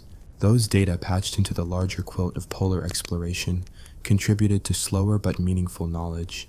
Improved maps, better understanding of ice movements, and slightly less hubristic plans from later expeditions. It is an odd consolation. Hardship can be pedagogical. The lessons learned can prevent future expeditions from repeating identical mistakes. If future planners are willing to listen instead of only admiring the picture frames of past heroics, Shackleton himself continued to live a life stitched to that story, for better and worse. He capitalized on his fame in reasonable ways: lectures, sponsorships, travel, because fame buys logistics for future plans. Yet he remained a man persistently haunted by a compulsion to explore. He felt the sea in his bones and returned to sea again. Those who loved him admired his relentlessness. Those who disliked him called it restlessness. He died in 1922 during another expedition, fulfilling the tragic formula that often follows an explorer. Life dedicated to pushing lines on maps finally exhausted the man who pushed them. The end of Shackleton's life was not a tidy moral. It was simply the closing of the last page in a book that had many drafts and several missing chapters. Meanwhile, the men who had survived scattered into the world like pebbles of odd solidity. Some joined the First World War, because that era had a way of recruiting the restless, and some never quite returned to ordinary life. One or two prospered in quiet trades, while another carried the mind of the sea into small family businesses where they would tell the story to grandchildren with dramatized restraint. The expedition left its mark like a stamp, visible to those who know where to look, invisible to the casual passerby. The legacy of such an event becomes a texture in a culture's memory, a kind of myth that people use when they need to say, remember when men were tested and found occasionally to be admirable? They were permutations of absurdity that later generations would find irresistible. Children's books would cartoonize the penguins. Motivational speakers would shorten fate into tidy aphorisms about bold leadership. Companies would name management retreats endurance workshops, where executives would learn how to distribute blankets, metaphorically, and actually argue about which is the correct poetic response to crisis.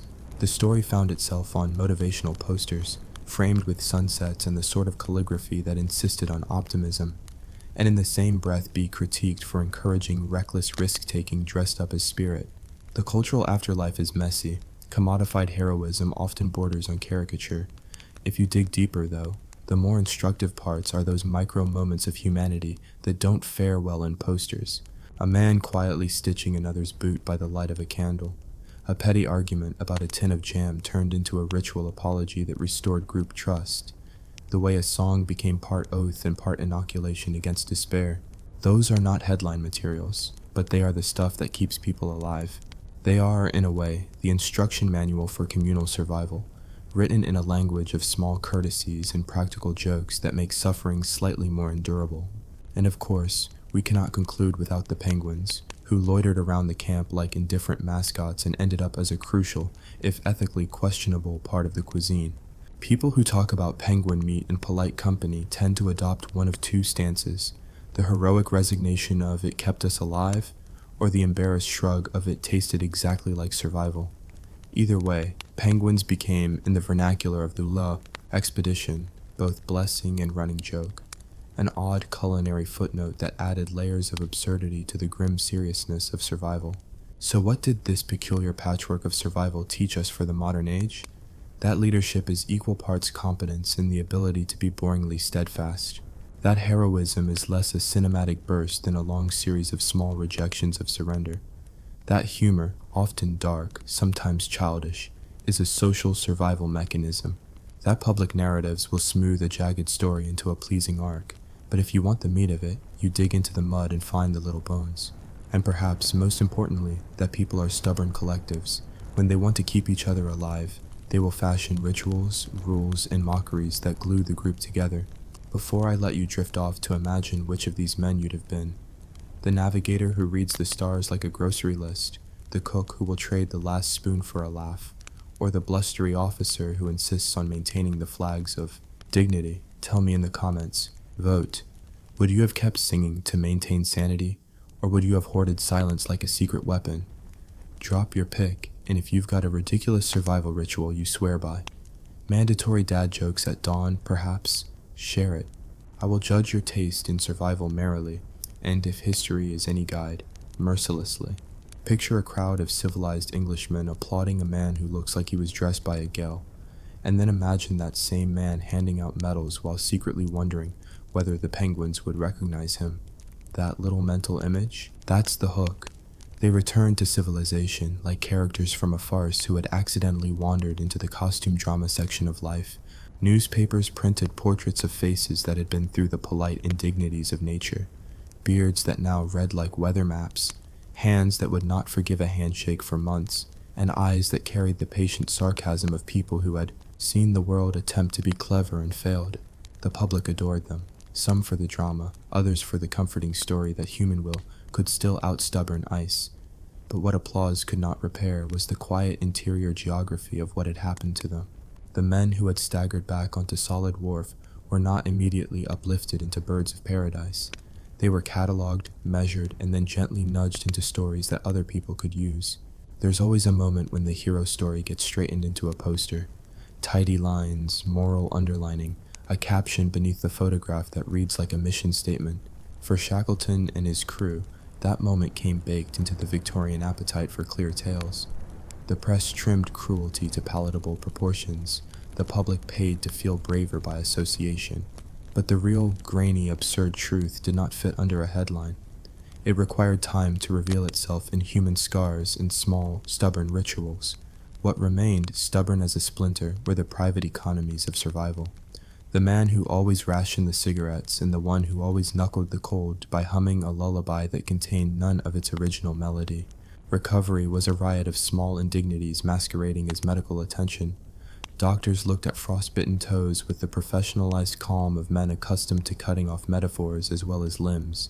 The process of reintegrating into social norms was less a triumphant return and more a polite negotiation with reality. The men were given honors and lauded for bravery, and they accepted those honors with a mixture of gratitude and the faint embarrassment of people who had been caught doing something peculiar and difficult. They were photographed in suits that betrayed them by drawing lines the ice had taught their backs to ignore. They spoke at meetings, they gave lectures, they signed autographs for school children who listened to their words like scripture and to their faces like maps of endurance. Yet awards and applause do not easily erase the mental echoes left by months of simple, relentless decisions. How to allocate a blanket, when to laugh so the cold does not become a religion, who gets the last spoon of stew. Those are the invisible ledgers of survival, and they sit in a man's head like unpaid debts. Some of the crew found themselves drawn to quiet trades, to work that allowed their hands to remember ordinary tasks, carpentry, shopkeeping, the calm arithmetic of commerce. Others went back to sea, as if the ocean had become a necessary hangover for men who had tasted the world's raw indifference and preferred, oddly, the company of its cruelty to the social softness of hearth and home. Shackleton, who had, for a moment, been turned into a public symbol of managerial compassion, could not settle into the comfortable life of a legend. He lectured, he wrote, he told the story in circumscribed portions to paying audiences who wanted the thrill without the lingering odor of seal fat. Fame bought him resources, which he then used for more expeditions, not out of vanity alone, but because the itch to press the borders of maps had become part of his identity. He wanted to go back, perhaps to set right a list of things that the world had not yet given him permission to name. Eventually, like many explorers of his era, he died in the act of exploring, his life's arc bending toward the sea that had occupied his imagination and his nightmares. To speak plainly, the Endurance expedition lodged itself in cultural memory like a stubborn pebble in a shoe. It irritated and it taught. It offered lessons that some will use as pep talk fodder, and others will study as cautionary material. And while corporate trainers would later extract bullet-pointed leadership lessons from it, share resources, maintain morale, and never let your crew doubt your confidence, the substantive truths were messier and less photogenic. Real leadership, Shackleton's brand or any other, is not a two-step process, but an accumulation of boring, repetitive acts done under pressure. Fixing a leak, refusing to gossip, redistributing tobacco without theatrics, and making a decision to move. That turns out to be, painfully, the lesser of evils. There was also a quieter, odder aftermath, a cultural appetite for the romanticized polar hero, combined with an unrelenting curiosity about the material remains. Decades later, people became fascinated by the wreck of endurance in a way that borders on obsession. Artifacts, journals, and relics transform private hardship into shared heritage. They are tokens that let us touch the edges of a story that otherwise becomes poetry. Museums displayed the compass that had guided a man through bleak nights, the small items pocketed for luck, the sketchbooks that tried to diagram a world that does not care.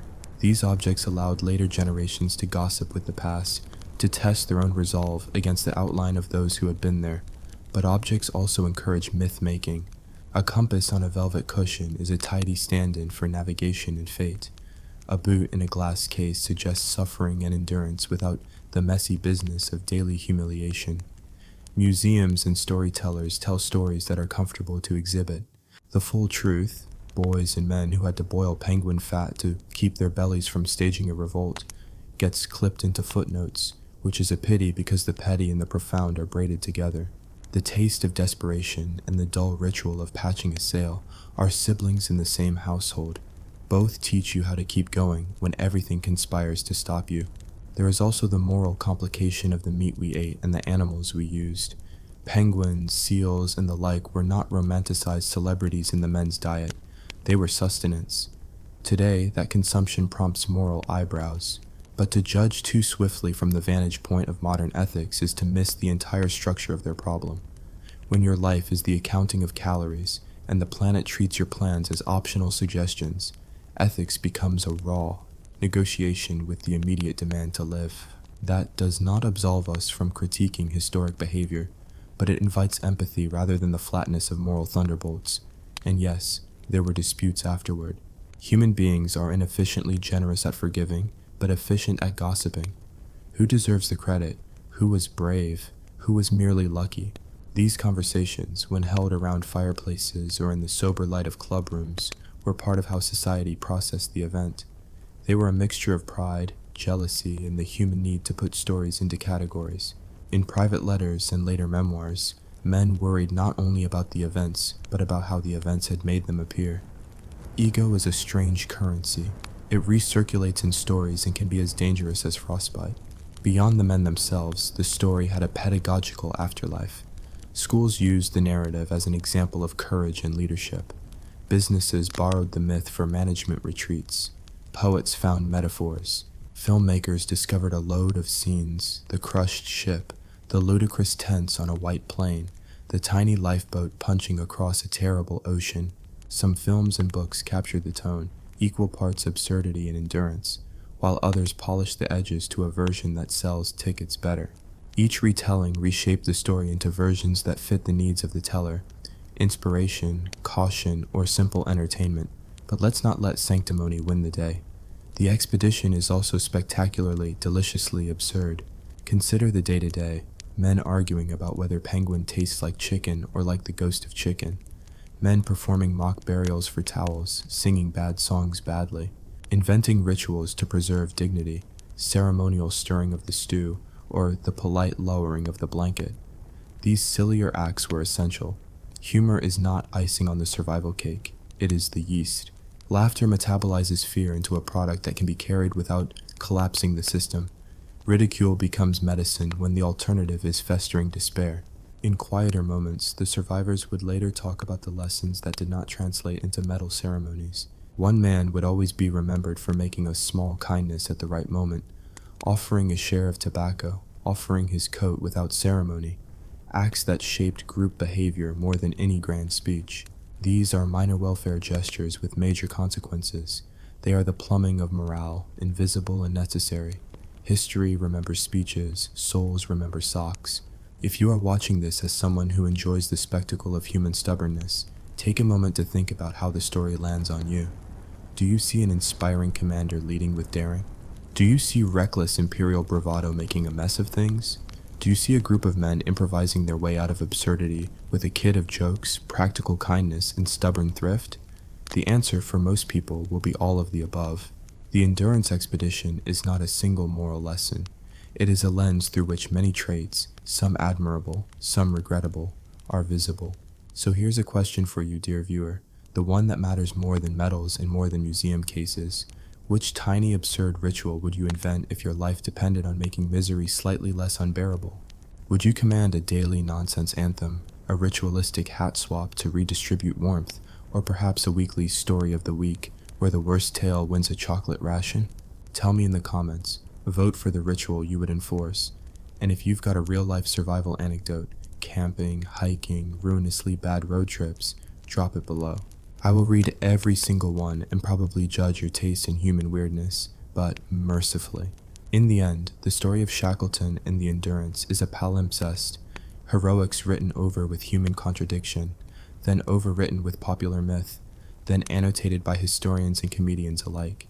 It resists tidy moralization because it is fundamentally human, flawed, stubborn, funny, brave, petty, and sometimes plain lucky. It teaches that survival is boring sometimes, glorious sometimes, and often squishy in the middle. It teaches that leadership is not always glamorous. It is often about being willing to be dully, reliably useful. It teaches that humor is not optional but essential.